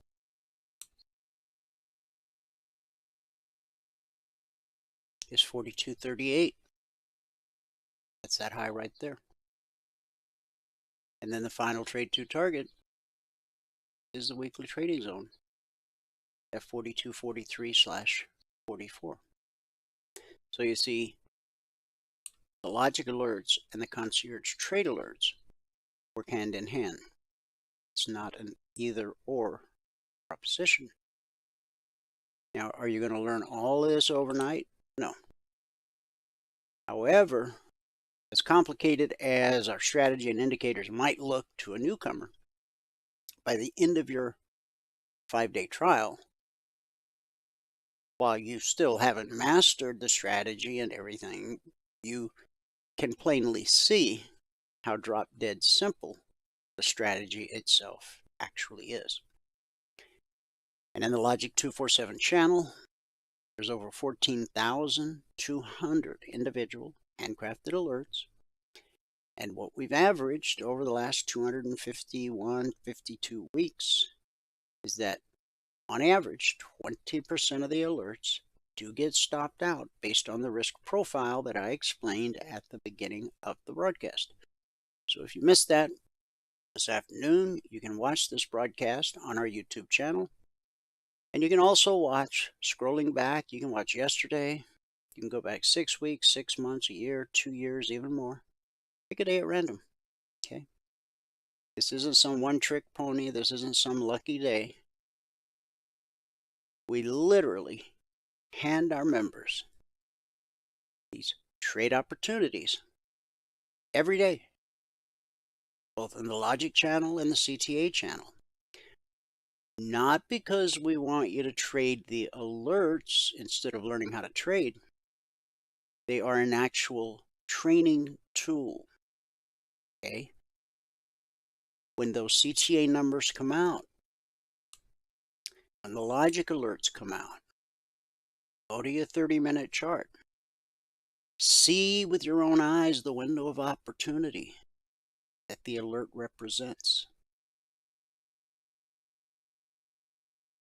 The more times you repeat that process, pretty soon you start spotting the windows of opportunity before I even have time to publish the alert. And there's always time built into the logic alerts for you to get the alert, study the chart, and be prepared to take action with your smaller time frame range chart when price reaches the entry. Now, it's no holy grail, like I just said. Over 14,200 plus individual handcrafted alerts, which are in the public domain once the week is complete. And members and trial members have access to all 14,200 plus alerts that we've issued over the last 252 weeks. Okay? Incredibly transparent in everything we do.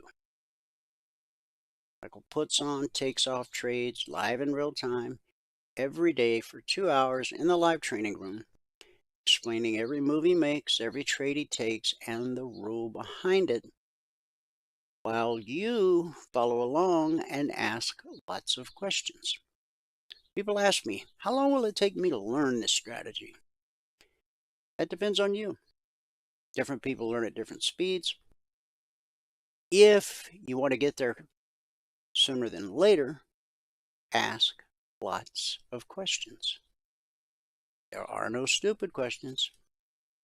The only stupid question, as they say, is the one you fail to ask. So don't ever be shy. When you type something into the question box, no one sees what you type. But myself, Michael, Valerie, or Bert. Okay? The audience doesn't see, so don't think your question is beneath the community. It's because we're not here to judge you. We're here to help you. Okay? Now, are we the only game in town? Of course not. Does anyone else provide around-the-clock support? Not that I know of. Some people do promise one-on-one mentoring, but does anybody else offer unlimited one-on-one mentoring and then actually show up when you book a mentoring session? Well, there may be, but I don't know of any. Does anyone else provide you with tradable opportunities to help you learn how to trade? And the bigger question is, are they teaching you to follow their actions just like a trained, chimpanzee? Or are they actually pulling back the curtain and showing you what they see, what they think, what they know, and how they react? The beautiful thing is, when you go to youtube.com/CFRN and you scroll back, you'll find that the rules don't change. If it's not broke, you best leave it alone. I've met people who had come up with their own definable edge in the market, and they were consistently profitable. But greed got the best of them. So they decided to put an edge on their edge, and then an edge on the edge of the edge. Pretty soon, they were back to square zero. They had nothing. Back to the drawing board. With us, what we teach you today, we'll still be doing, God willing, 10 years from now. Okay? Because the underlying principles upon which markets operate is not ever going to change. Those principles have been in place since the inception of the markets, and they will remain in place until the markets cease to exist.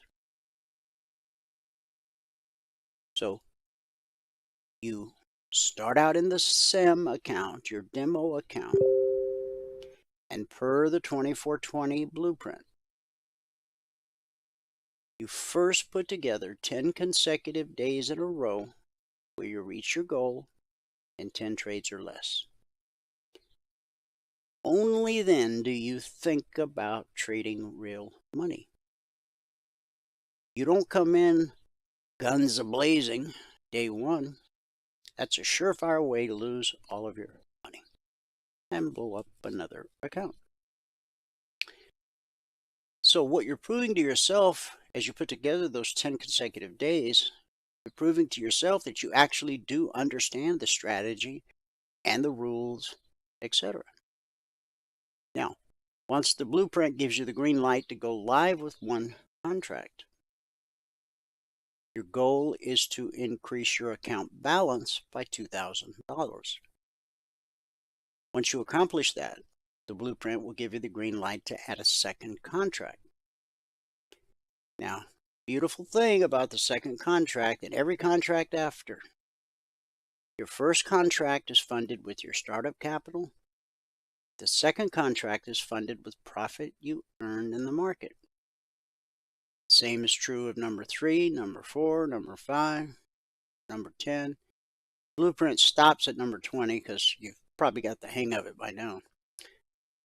It's called the 2420 blueprint because it's designed to help you go from 1 to 20 contracts over a period of 24 months.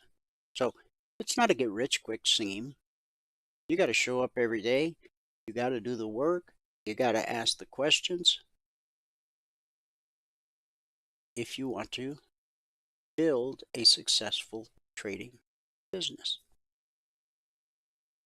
And you've got to get over that hump of falling apart every time you get stopped out. Because I don't care whose strategy you use or whose methodology or algorithm or quote-unquote holy grail, you will get stopped out. Now, we don't profess to know what the market is going to do next. However, we always know with a high degree of probability what the next high probability move is. Now that we've overcome this area where the market found resistance at the previous bearish cross, we expect price to trade up to this high. And if we trade through that high, then that high. And if we trade through that high, then that high, then that brings us up to the zone. So again, a lot of places will tell you they can read tomorrow's headlines today. You know, how many times are you going to fall for that well-crafted ad copy? Because we only have one thing to sell, the passport. We don't have to hold back. When you become a lifetime member with no recurring fees, no upsells, and no nonsense, you immediately have access to everything we do, everything we've ever done, and anything new we do in the future. Anything we roll out new in the future, you don't pay a dime for it because you're already a passport holder, a lifetime member. So you'll hear us tell you things that you have not heard other places. Why don't these other places tell you some of the things that we tell you? Because if they just told you the truth about how markets work, they couldn't sell you thing after thing after thing after thing. So we've got one thing, one price. Once you become a passport holder, you have lifetime access to everything. And somebody the other day asked me, well, what is everything? Well, it's everything. It's the room. It's the indicators. It's the alerts. It's the mentoring, unlimited one-on-one mentoring sessions. It's the workshops. It's everything. Everything you hear us talk about. Unlimited lifetime access, no recurring fees, no upsells, and no nonsense. So what's the next high probability move? I just told you. To here, we get through there, to here, we get through there, to here. Well, so what do I do now? Well, grab your range chart and find a price that is above the current price. The current swing high is 42.30.50. I would enter on a stop at 42.34, expecting the market to trade up to 42.38. But from 42.34 to 42.36, that gives me my goal for the day. And then I can put the mouse away if I didn't already have my points for the day. Now, I'm going to tell you, they try to make the markets look so complicated. Why? So they can sell you things to solve problems that don't even really exist. You never even thought of that as being a problem until somebody, painted you a picture of why it's a problem and how they have this solution to overcome it. And no matter what problem you run into, there's always another solution you can buy to overcome that problem. That's really what separates us from the rest of the pack. We're not foolish enough to think we're the only people that can teach you how to trade. But just know that most people's goal is not to teach you how to trade. Their goal is to sell you as many indicators and oscillators and classes and seminars as they possibly can until you're broke. And then they sell your name and email address to some other company so they can start milking the cow. We never, ever, under any condition, share our client list, our members and their email addresses. That's insanity, okay? People do it every day. Don't you wonder why you get all these emails about all these different trading things? Because somebody, even maybe you just took a free trial with them. They got your name, they got your email, and if they can't get any money out of you, they'll sell your name and email to some other company, and they'll attack you from a different angle and see if that can get you to spend some money. It's literally criminal, or should be. But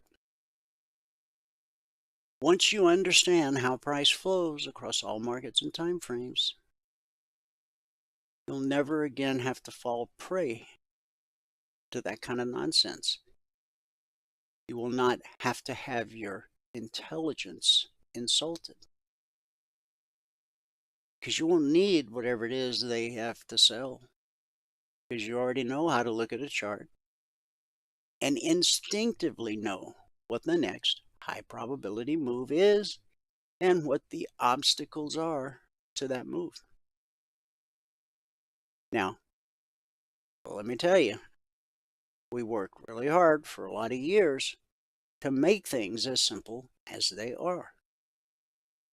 When we started out back in late 2005, early 2006, we were the king of indicators and oscillators. Oh my goodness, we had every possible thing you could buy. And when there was nothing left to buy, we started rolling our own. But we finally figured out, by the grace of God, that was not helping us. More isn't always better.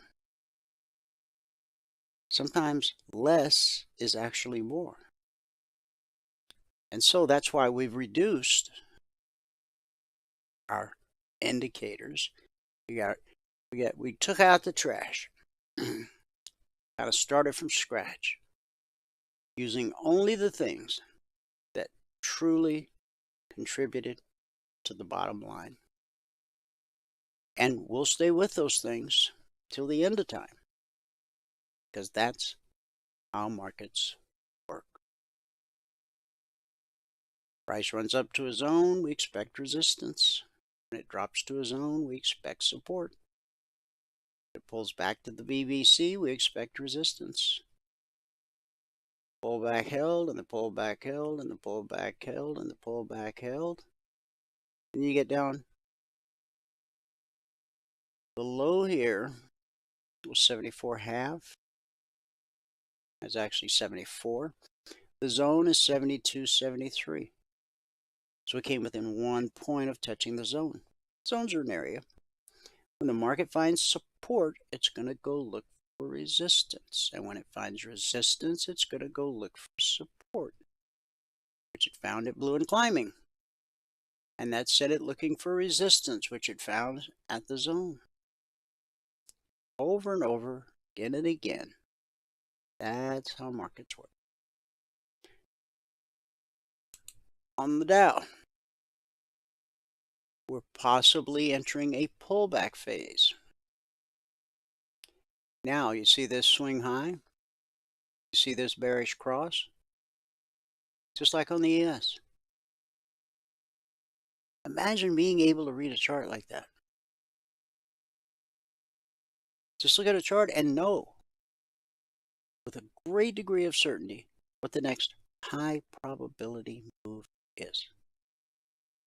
Doesn't mean you got crystal balls. Doesn't mean you can, read tea leaves or tell the future. But you can know with a great degree of certainty the next high probability move is. This red candle, if it does not find support at blue and climbing or the low of the previous candle, well, then what's going to happen? Price is probably going to drop to the BBC, which we expect to be good support. And once price proves that it is good support, we'll know because we'll start printing green candles. Red candles down. Start printing green candles. Okay, the pullback held. Now we're ready to go long again. At least up to previous swing high. We get through this swing high, and there's the next swing high. And up to the zone.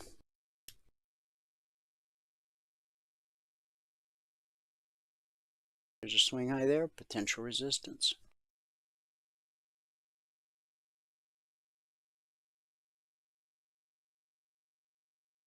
See, this is a huge window of opportunity, but as you look left, there's potential resistance there,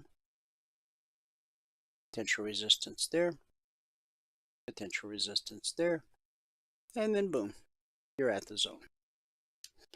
So on the ES again,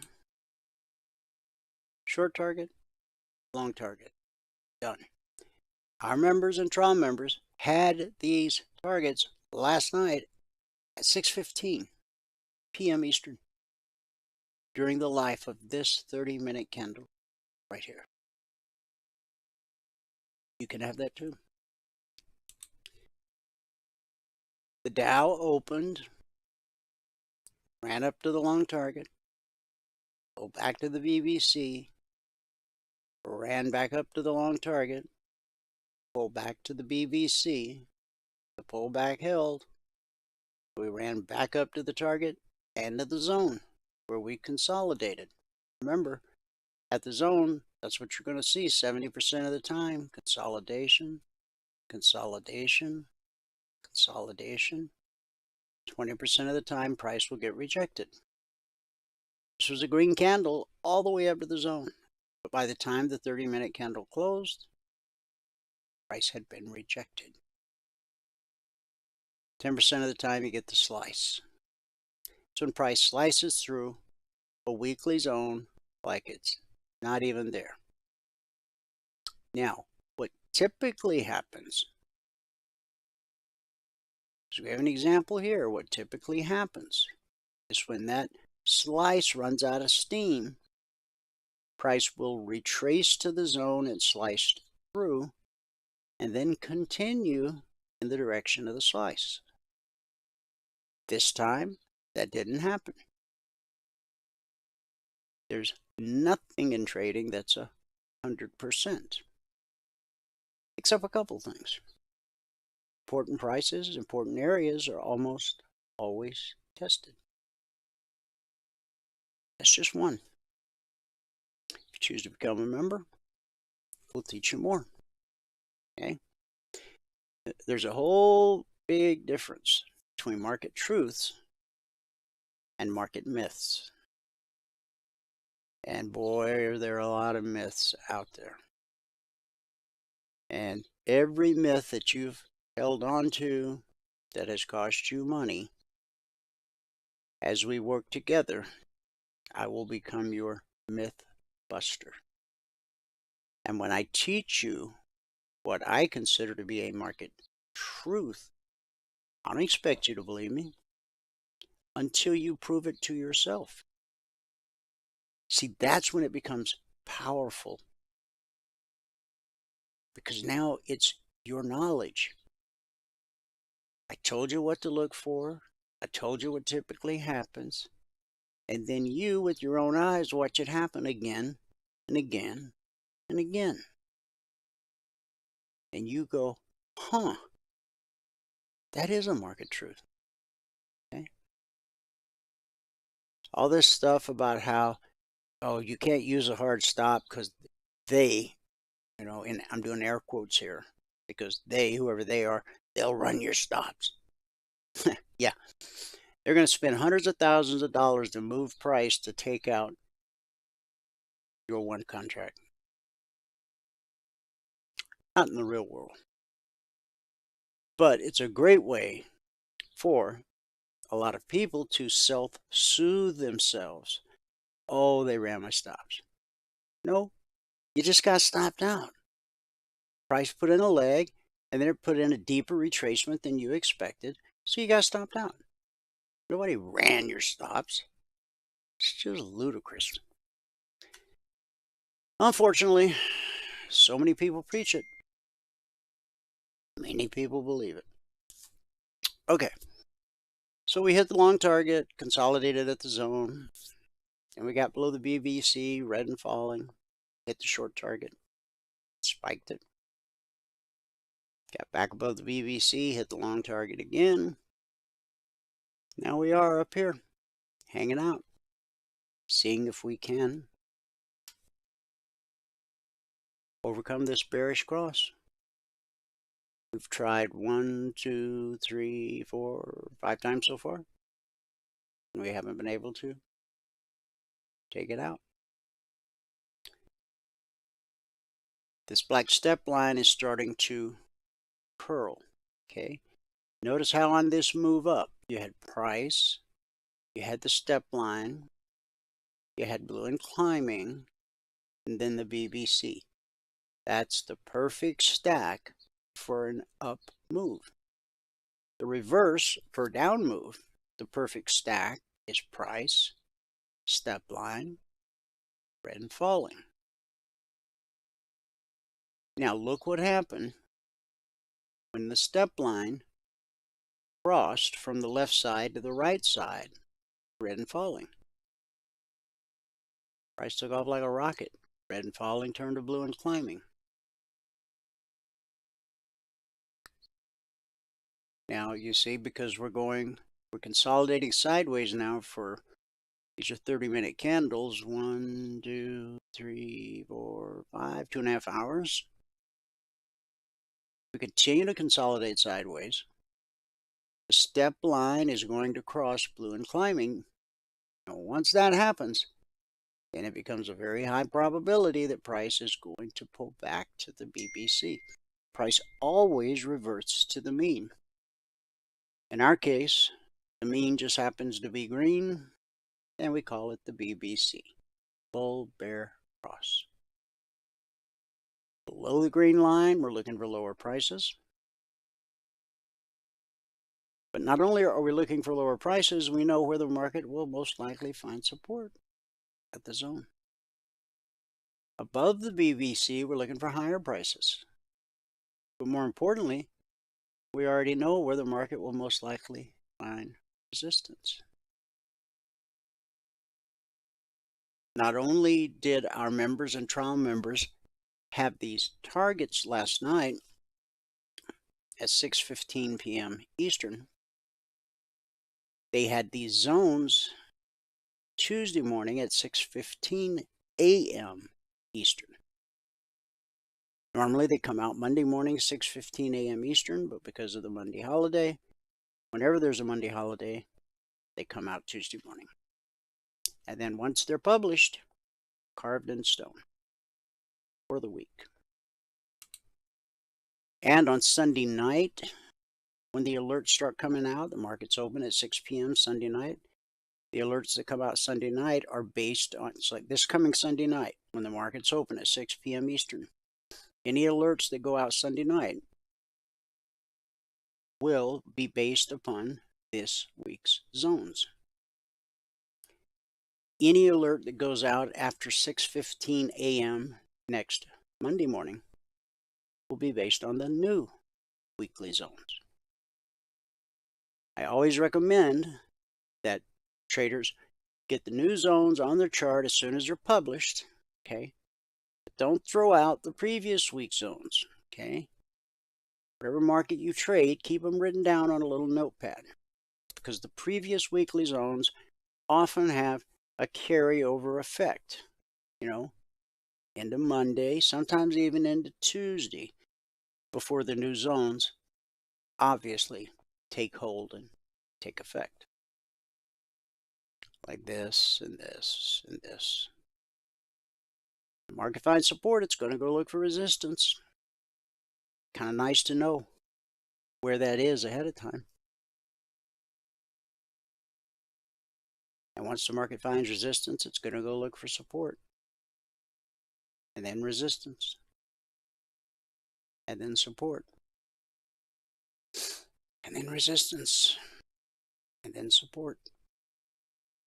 And then resistance. In Q. So far, the three major indices we've looked at, the S&P, the Dow, the Russell, is the target, the short and long target on all of them. Now, the Russell pays $50 a point, just like the S&P. So you only need 2 points, okay? So on this move up to the zone, right? An entry on this candle, because all the conditions are there. Opened at 1757 and ran up to the zone at 61. That's 4 points. $50 a point, $200 per contract traded. But if your goal is $100 per contract per day, and I know some people go, well, yeah, that's great, but I can't live on $100 a day. Right, I know. That's why you get real good at taking 2 points out of the S&P or 2 points out of the Russell or 10 ticks out of crude and 10 ticks out of gold. And once you qualify to go live, once you've increased your account balance by $2,000, you add a second contract. So the same 2-point move in the S&P or the Russell made you $100. When you add a second contract, it's now $200. The same 2 points are now worth $200. When you hit 5 contracts, those same 2 points are now worth $500. And once you earn the right to trade 10 contracts, if you decide to trade that large, you never should feel compelled to trade above a level that you're not comfortable with. Okay? But if you're comfortable as you earn the way up the ladder to 10 contracts, the same 2 points that used to make you $100 now make you $1,000. Okay? And at 20 contracts, it's $2,000. Don't put the cart before the horse. Don't go trading live till you first put together those 10 consecutive days in a row in Sim. And then once you are qualified to go live, follow the blueprint. Only add another contract when the blueprint says it's time. Only add one at a time, and only add with profit you earned in the market. You stick to that. The only way you're going to blow up your account is if you continually break rules or never actually learn the strategy, which is why we have around-the-clock support and unlimited one-on-one mentoring to make sure, to the best of our ability, that that doesn't happen to you. But see, we can't control your actions. We can tell you what the best practice is, we can show you over and over, we can teach about it, preach about it, but ultimately, it's up to you. The knowledge we share, the tools we provide, only work if used as designed and you have patience and self-discipline. Now, I can't sell you as part of the package patience or self-discipline. However, through a series of one-on-one mentoring sessions, unlimited, at no extra cost, I can help you develop patience.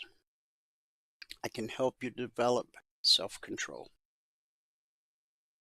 But again, you got to be willing to do the work and show up every day. If you're not willing to do that, don't waste your money. Trading is not for you. There are many noble career paths in the world. Okay? Trading is just one way of earning a living, an above average living for many. But trading gives you something that other careers don't. Time and freedom. Most high-paying careers require 40, 60, 80-hour work weeks.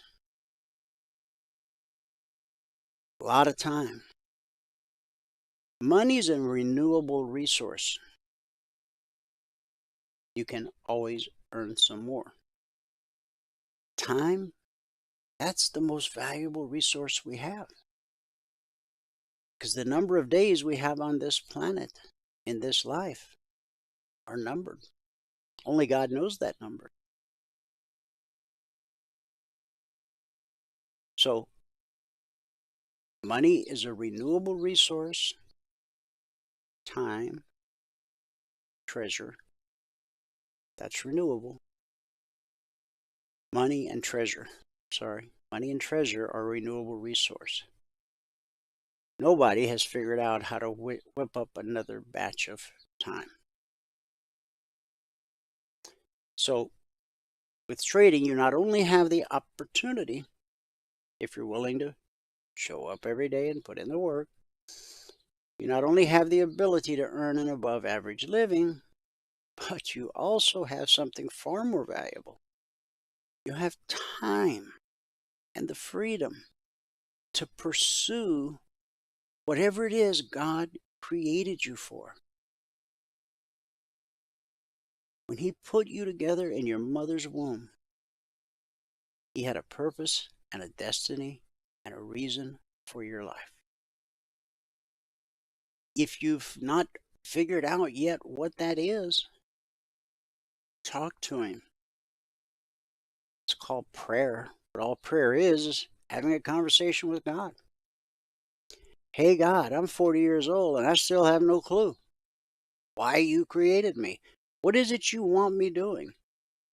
I'm a believer. I know I'm supposed to be building God's kingdom here on planet Earth. But I need you to spell it out for me. Show me.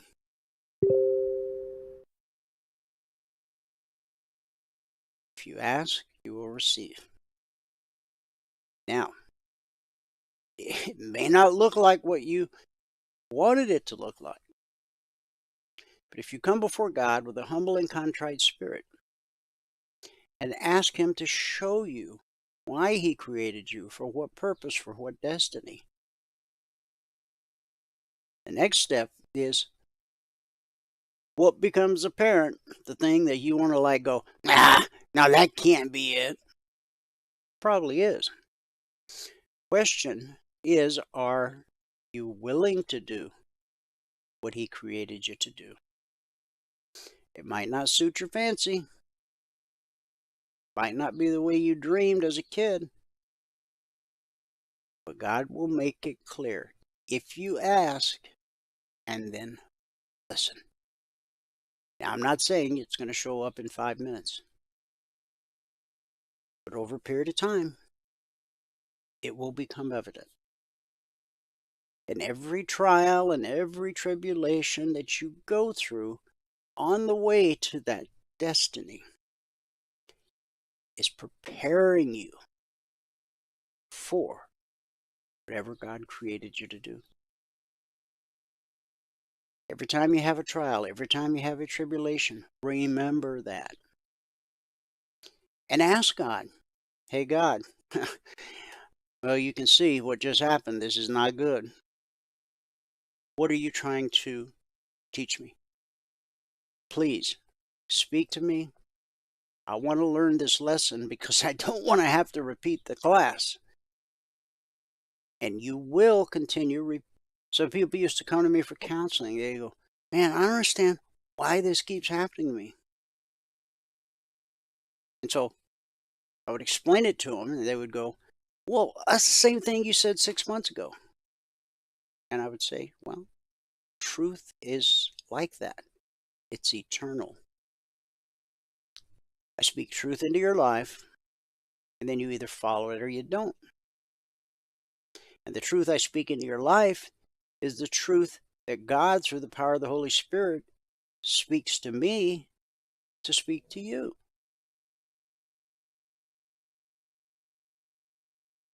I don't understand why this keeps happening to me. If you keep using the same recipe, you'll keep baking the same cake. If you keep walking down the same path, you're going to continue to end up at the same destination. Until something changes, nothing changes. So the Russell consolidating for hours, trying to get up to this next obstacle, this bearish cross, then here, then here. Hit the short target, hit the long target. Now, again, this one move from 1753 to 44, that's 9 points at $50 a point, $450 per contract traded. On your smaller time frame range chart, okay, all you're looking to do is carve out 2 points. That's your $100 per contract per day. Now, once you get real good at taking 2 points a day out of the market, 10 ticks out of crude or 10 ticks out of gold, whatever adds up to $100 in the market that you trade. If you want to move into the discretionary world of trading, and if you want to trade for larger targets, I mean, certainly you can do that. It's your trading business. You get to set the rules.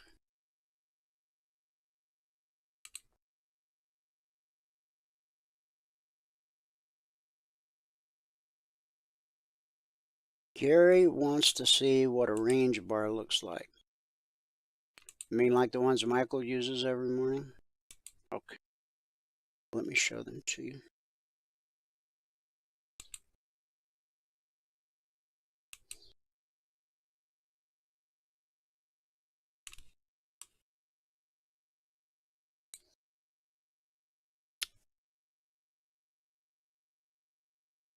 We know we need to be looking to trade long, right?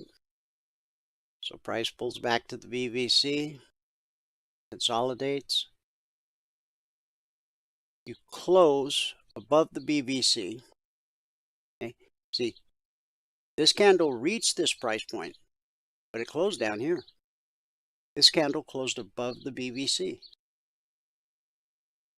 And so you buy the open of this candle, expecting that it's going to go up at least to this swing high. So the open of this candle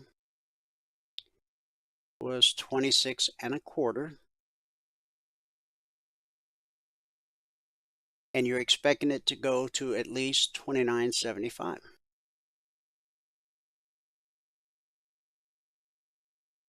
So the open, 42.26.25. Now, if your goal is to just take 2 points out of the trade, then you don't want to risk more than 2 points. If you've looked at the alerts, if you've looked at the 30-minute chart, and you believe the market is going to go much higher, as it is done, okay, back, let me put this back to the ES.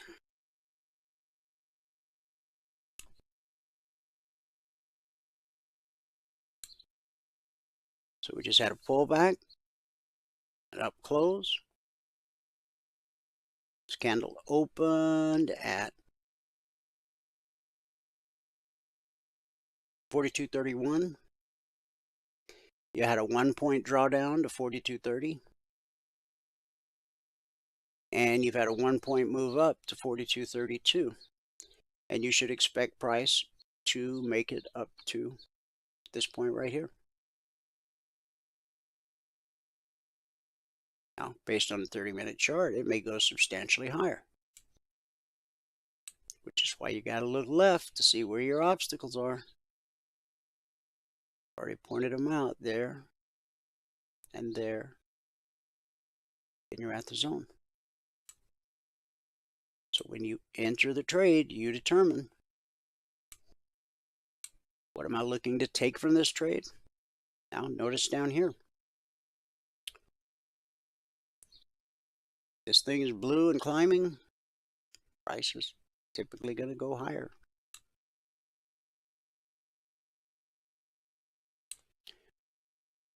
When this, even if it turns red, okay, as long as it's above the bias line, right?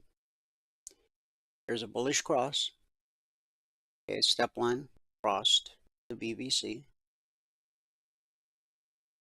Price pulled back to touch the BVC.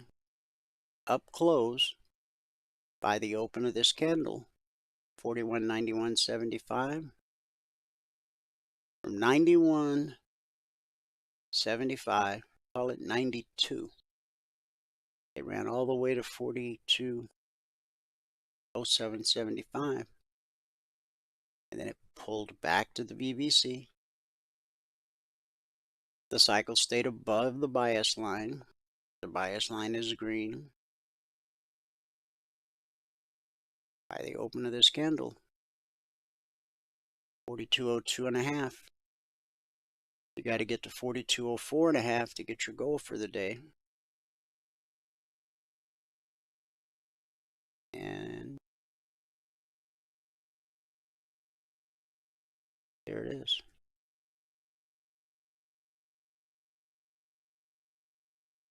This candle went from the open at 42.02.5 to 42.04.75. There's your goal for the day in that one candle. If you were just looking for 2 points, okay? And price pull back again. By the open here, this candle opened at 42.04.25. You had a drawdown. Well, it opened at 42.04.25. Ran up to 42.05.75. So they didn't quite give you your 2 points. So you had a drawdown to 4202.75.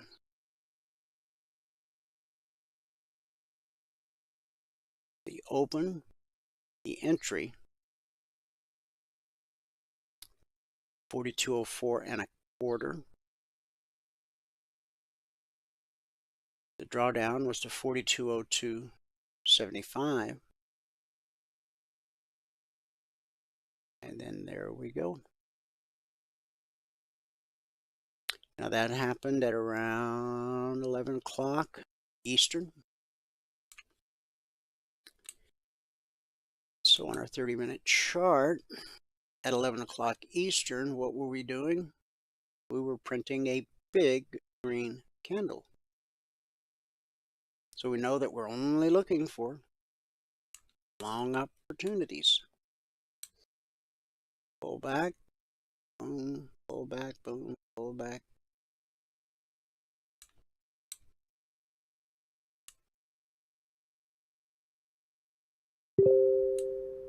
That help, Gary? On my 10-tick range chart, no, I don't have a balloon climbing on my 10-tick range chart. I'm relying on the info that the balloon climbing gives me on the 30-minute. This is just to get me in and out of a trade.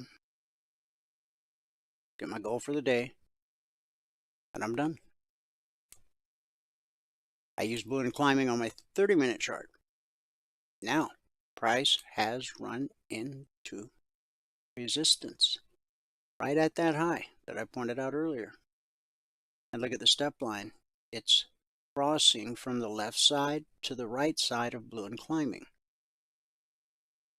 Once that cross actually takes place, then you should expect price to drop at least to this little triple bottom right here, and potentially all the way back to the BBC, which we expect to be support until proven otherwise.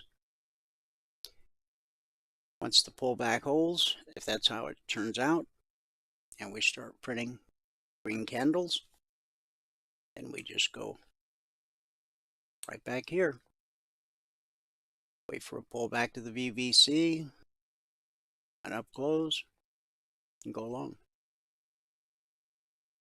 Price gets below the VVC, then I'll start looking for short trades. But as long as price stays above, so there'll be a huge window of opportunity here that's a counter trend trade.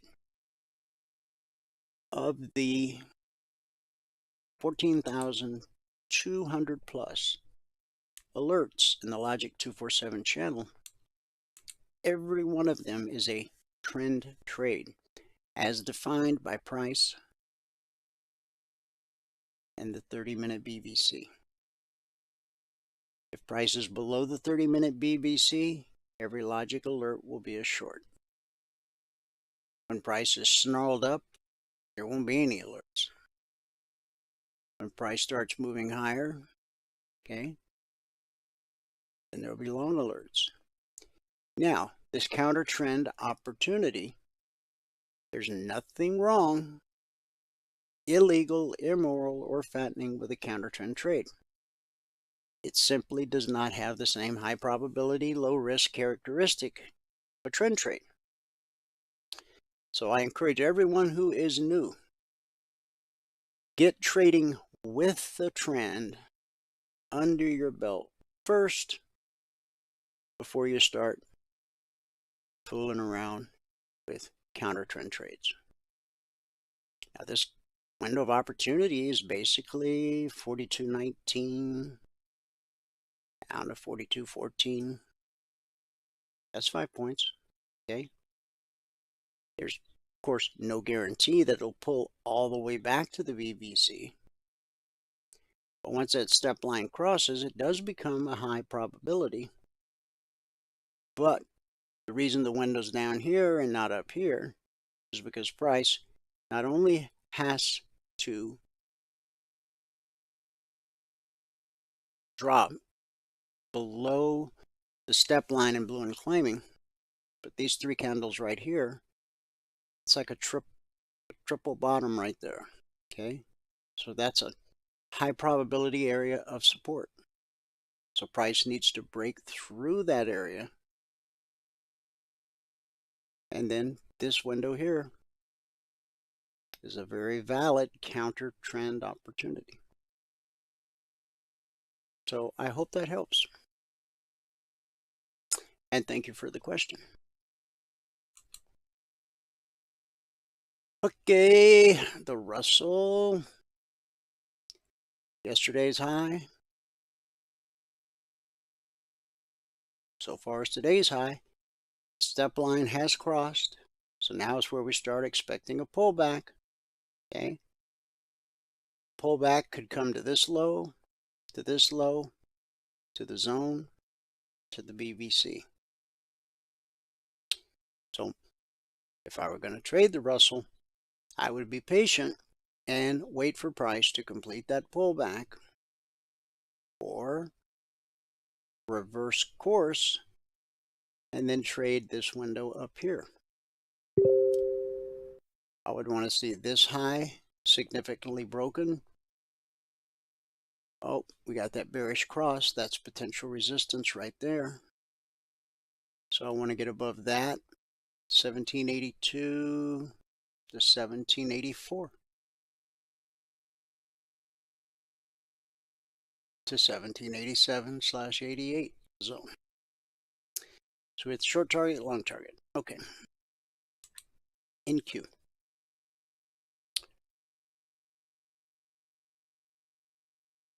I drew in these windows yesterday on the broadcast. This window down here never filled. This window filled. This window filled. This window filled.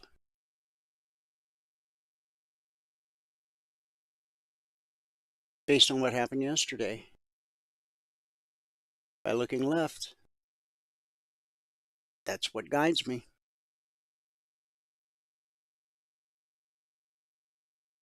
And it looks like this could be the high of the session as the step line starts to cross balloon climbing. Hit the short target, hit the short target, the long target.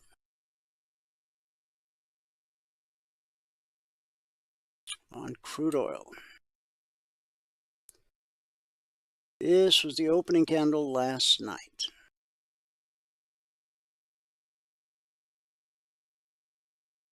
Then the step line crossed. So we don't want to short because we know we're going to pull up to the BVC and we got to figure out, is that going to be good resistance or is price going to trade through it like it did? Balloon climbing supported a move through the BVC. And so an entry on the open of, if I just use that candle, it looks like cherry picking, so I won't. This candle opened at 68.34, but it ran up to 68.61. Is that about $300 per contract traded? 68.34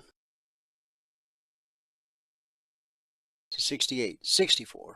That would be $300. So it was just shy $300 per contract traded. But just this candle here.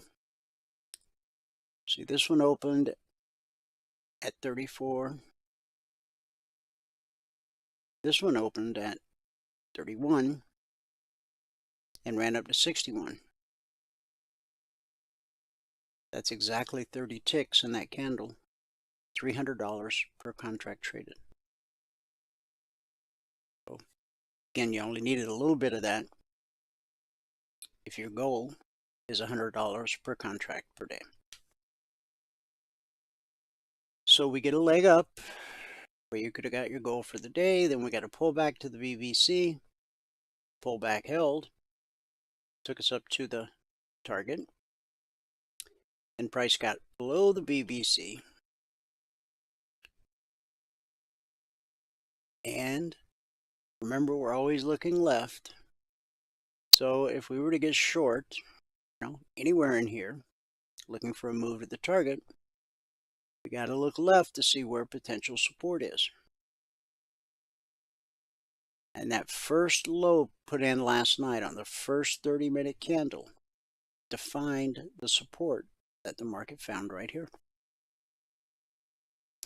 So then price gets above the BBC, red and falling, turns to blue and climbing, and off we go to the target, to the zone. We take out this obstacle and any of these other obstacles, and boom, we hit the zone, which we expect to be resistance until proven otherwise. Step line has crossed and is even pointing down. So the potential for a pullback to the BBC looks real good. Of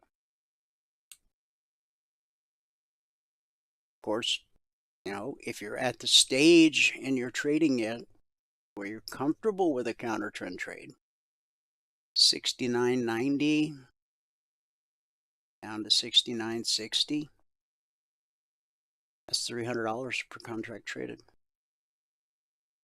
From 69.90, so you got to take out that low. But if you look left, there's no obstacles, smooth as glass.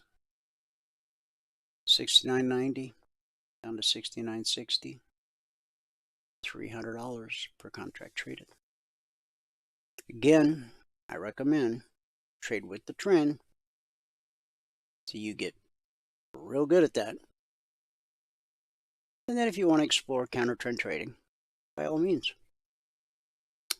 Some people, that's their thing. That's all they do is look for counter trend opportunities. When I created Logic 247, I decided that in the best interest of members who wanted to actually learn how to trade, that I should only give them trend trade alerts versus counter trend. So all 14,200 plus are trend trades. Okay.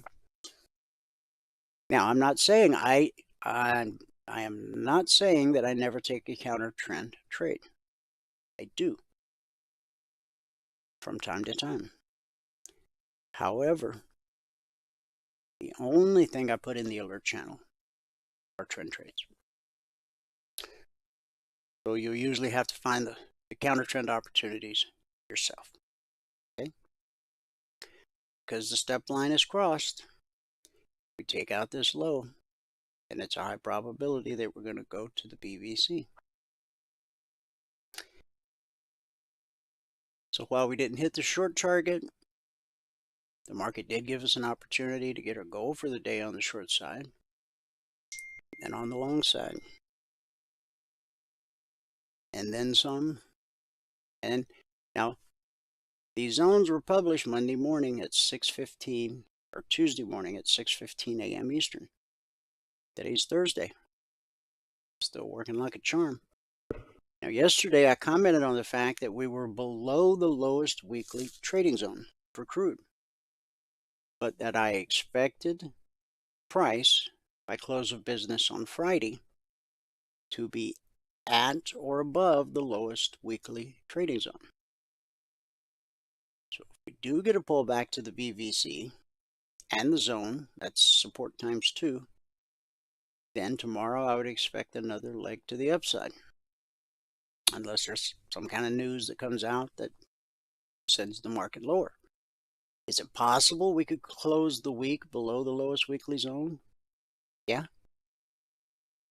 It happens. It's happened a few times of late, specifically with crude, and I think maybe once or twice with gold. But sure, it can happen. But it doesn't happen more often than not. Gold, we opened right at the weekly, well, we opened here, ran up to the zone, which we expect to be resistance. So we're not thinking long yet. We've got to get through the zone. And hold it on a pullback. Then price drops below the BBC. Blue and climbing turns to red and falling. So this candle opened at 1982, and the next candle dropped to 1981. There's your goal for the day. Then we got this spike, right? And these are really great trades when you see something like this, right? When this candle opened, it was a green candle, and it rallied all the way up to here. But by the time the 30-minute candle closed, that bullish green candle had been slapped down to close as a red candle, which would make me very eager to sell the open of this candle. It opened at 79.9, and it put in a low 78.4. $150 per contract traded in that one candle. And the reason I really like a situation like that is because buyers tried to push this thing higher. I mean, it takes financial commitment for price to rise. So buyers, institutional buyers, were trying to buy this market and move it higher. And when I see their best effort fail, oh my goodness, it's hard to resist. And price took us all the way down to the zone, even spiked the zone. This low, oh, you can see it right across here.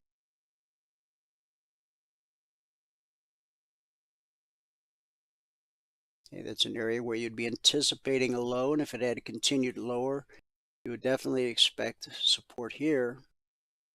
And then you got a clean shot down to the zone, and if it had gone through the zone to the bullish cross.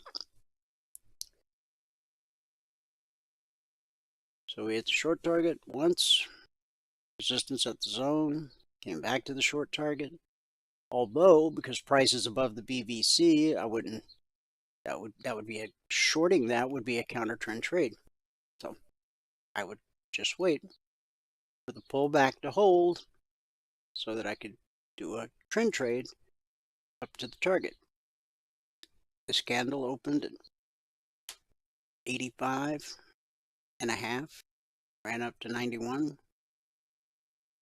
So it's $550 per contract traded. And then it continued higher. So the short target and the long target.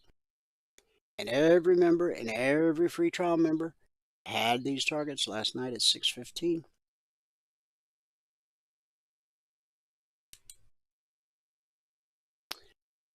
Here's where the market opened on silver. The zone overhead. We got to overcome that zone before we can think about trading long. Price drops below the BBC along with red and falling. Here's that perfect stack. Price, step line, red and falling, BBC. And pretty as you please, price came right down at the target. So even if you didn't enter until the open of this candle, 23.47 down to 23.37, it's 10 pennies. 2 pennies is $100. From the open of this candle to the target, that's $500 per contract traded. Then price gets above the BBC, red and falling, turns to blue and climbing. First time up, we get rejected. Second time up, we make it through. And we hit the target on the long side, 23.80. And we get a little pullback and we hit it again. Pull back, hit it again. And then we trade through the zone Now, step line has crossed. So what do I anticipate? A pullback to the zone, or possibly as deep as the BBC. And once I'm confident that's holding, then I would be willing to trade to the long side back up to the zone. Treat every market exactly the same. But at 6E really got it going on. We got near the lowest weekly trading zone yesterday on the euro. But we didn't quite reach it. Here's where the market opened. Pull back to the BBC, support. Tried to make a move up, but ran into red and falling, which is resistance. Price got below the BBC, and we traded below the zone. The market found support in a place where you might, sometimes support just shows up. It can be a reflection of what's happening in a different market.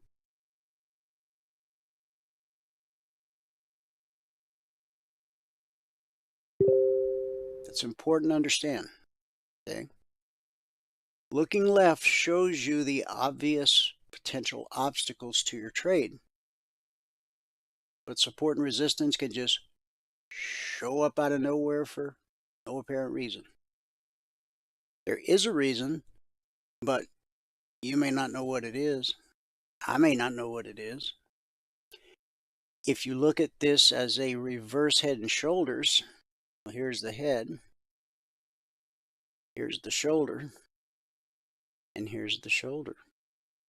So some people looking at it that way may have very well expected, and that may be very well be why institutional traders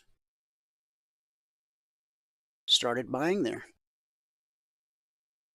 So the left shoulder was completed, the head, and the right shoulder, and it held. The rest is long history. From the open of this candle at 6,985, we ran up to the target, end of the zone.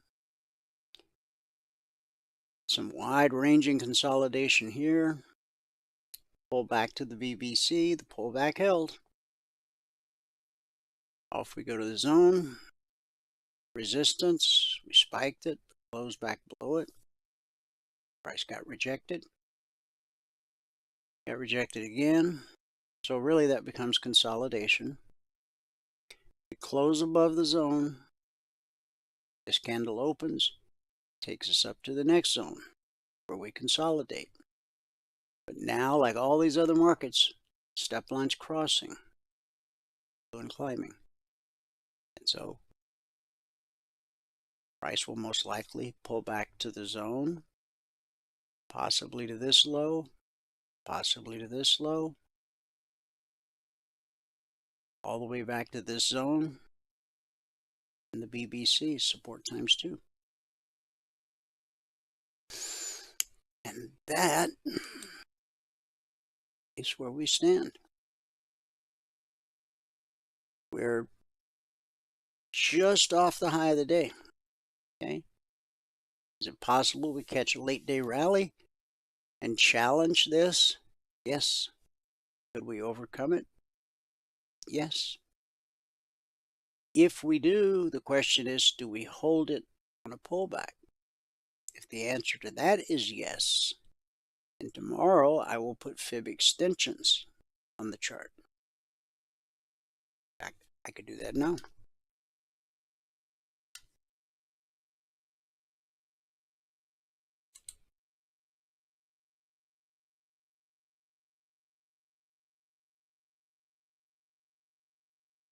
From the swing low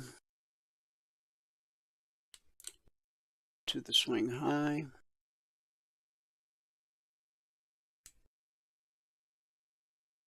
To the swing low. I connected that low to that high to the pullback low. And if we break the January 2nd or February 2nd high, a 62% fib extension would put us up at 42.57. Now remember, this high was 42.44. So a 50% is only 42.41. But a 62% extension is 42.57. And then a 100% extension is 43.08. Now, fib extensions use the same math, same 13th century math as fib retracements. You're just applying them in a different way. Here, it's telling us where to expect potential support at the 38, at the 50, at the 24, at the 24. What this is telling us is where we could expect to find potential targets on the upside if price continues higher. And it really does look quite bullish. Okay, so now the caveat is if we get up to this area and get slapped down on the open tonight, that will show extreme weakness.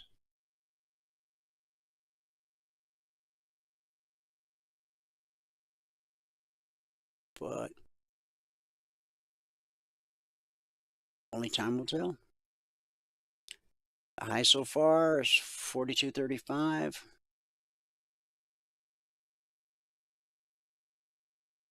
42.44.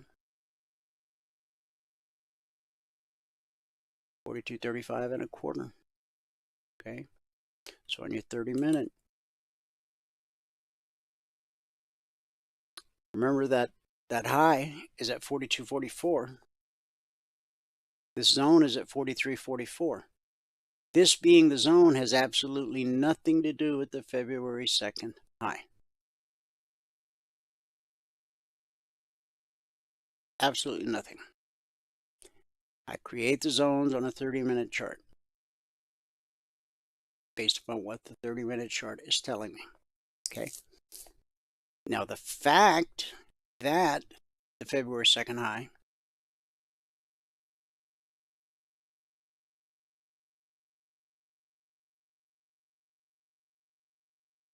so we got up to 42.43. Now, even though we've crossed, the market still looks bullish. So you have to embrace all possibilities. Okay. Once the step line crosses, more often than not, you'll see that pullback. Okay. But I really think institutional traders have their hearts set on trying to break the February 2nd high. This is Thursday. This is Wednesday. This is Tuesday. Market's always trying to do something. It's always trying to break a previous swing high or a previous swing low. We were unable to break yesterday's low, and we've not yet broken Tuesday's. We haven't broken yesterday's low. We haven't broken Tuesday's high. But the market's trying. Sometimes the step line will cross over and price will keep going. Doesn't happen often, but you see it right now. It is happening.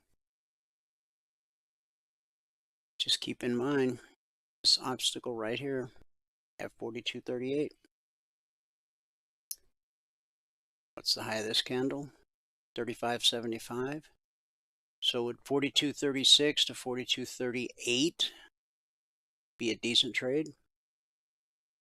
Would be the goal for the day if you don't have it already. Okay. To become a member, a lifetime member, unfettered access to everything we do, everything we've ever done, and whatever we do in the future. And everything you see here A live teacher, 2 hours a day, every trading day. Round-the-clock support via Telegram. Unlimited one-on-one mentoring. Strategy and indicator set fluid across all markets, all time frames, futures, stocks, crypto, forex, ETFs. The Logic 247 alerts, the concierge trade alerts, and admission to the members-only workshop, which happens to be tonight at 8 p.m. Eastern. So if you've been on the trial and you want to be in the workshop tonight, you've probably already received an email, possibly with some kind of Memorial Day discount in it. So check your emails or go here. Or call and ask if there's a Memorial Day special. 949-42-EMINI or email support@cfrn.net. Let's wrap this up with our good word for the day. We started yesterday with change your thinking, change your trading, change your life. That was only part one. Here's part two. Proverbs 13:20. He who walks with wise men will be wise. Proverbs 13:20. Now, you don't have to be a rocket science to figure out that he who walks with stumble bums will become a stumble bum. Now, there's a fine line there because, wait a minute, isn't our mandate as believers, as Christians, to reach out to those who don't know Christ as their personal Savior? Absolutely. But that doesn't mean you hang out in the bar and drink with them or go to the crack house, to watch the Super Bowl on the really, really, really big screen. Oh, well, I'm not going to do any. I'm just going to, during the commercial breaks, I'm going to talk to him about Jesus. Don't lie to yourself like that. Everybody knows if you go to the barber shop enough times, you will get a haircut. Okay? So, do we witness to those who don't know Jesus? Yes. Do we hang out with them and participate in their activities? No. If you're surrounded by negativity, look for a better environment. Advertising executive Charlie Brower said. Now, I got chastised earlier for quoting Joyce Myers, who maybe some don't like, I don't know. But I was like, what kind of a Christian would quote Joyce Myers? Well, this kind. She's not even a pastor. Well, I don't only quote pastors, and honestly, I know a ton of pastors that I would never quote. And so now I'm quoting an advertising executive that nobody's ever heard of, Charlie Brower. Well, some people have heard of him. Sure, his wife and children have. He said, a new idea is delicate. It can be killed by a sneer or a yawn. It can be stabbed to death by a quip and worried to death by a frown on the right man's brow. Negative environments kill great ideas every minute. A creative environment, on the other hand, becomes like a greenhouse where ideas are seeded and sprout and thrive. In order to grow, you must seek out people who are committed to personal growth. Such people do a number of things for you. Number one, they encourage creativity. When innovation and good thinking are openly encouraged and rewarded, people see they have permission to be creative. freedom to be creative encourages people to stay engaged in a task, regardless of its challenges. Number 2, such people are willing to risk failure. Even when you have studied and prepared yourself thoroughly, you will have to try several times, in most cases, before you succeed. So you need to be in an environment where mistakes are viewed as part of the creative process. The 24/20 blueprint. You got to put together 10 consecutive days in a row in your demo account before you get the green light to trade real money. Number 3, believe in the potential of a dream. A creative environment encourages the use of a blank sheet of paper and the question, if you could draw a picture of what you want to accomplish, what would it look like? A creative environment allowed Dr. Martin Luther King Jr. to speak with passion and declare, I have a dream, not I have a goal. Now, goals may give focus, but dreams have power. Dreams expand your world, and God is the giver of dreams and visions. You can read about that in Joel 2:28. Thanks so much for tuning in. Whoever you are, wherever you are, may God continue to richly bless you with His mercy and with His grace. And I'll see you at the bell.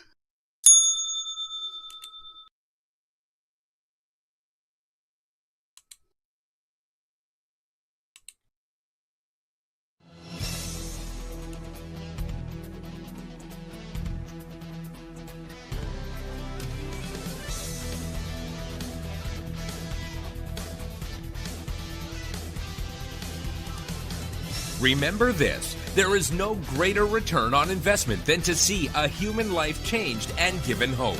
As always, pray hard and trade safe. Any financial information discussed on this show is simply the opinion of our host, Dwayne Reeves, his co-hosts, and guests. To learn more about trading E-mini futures or to take a 1-week free trial in our live trading room, call 1-866-928-3310. 866-928-3310. Information discussed on this radio program should not be construed as a recommendation to buy or sell any security. Always do your own due diligence and consult with a licensed securities broker or financial planner before making any investment decision.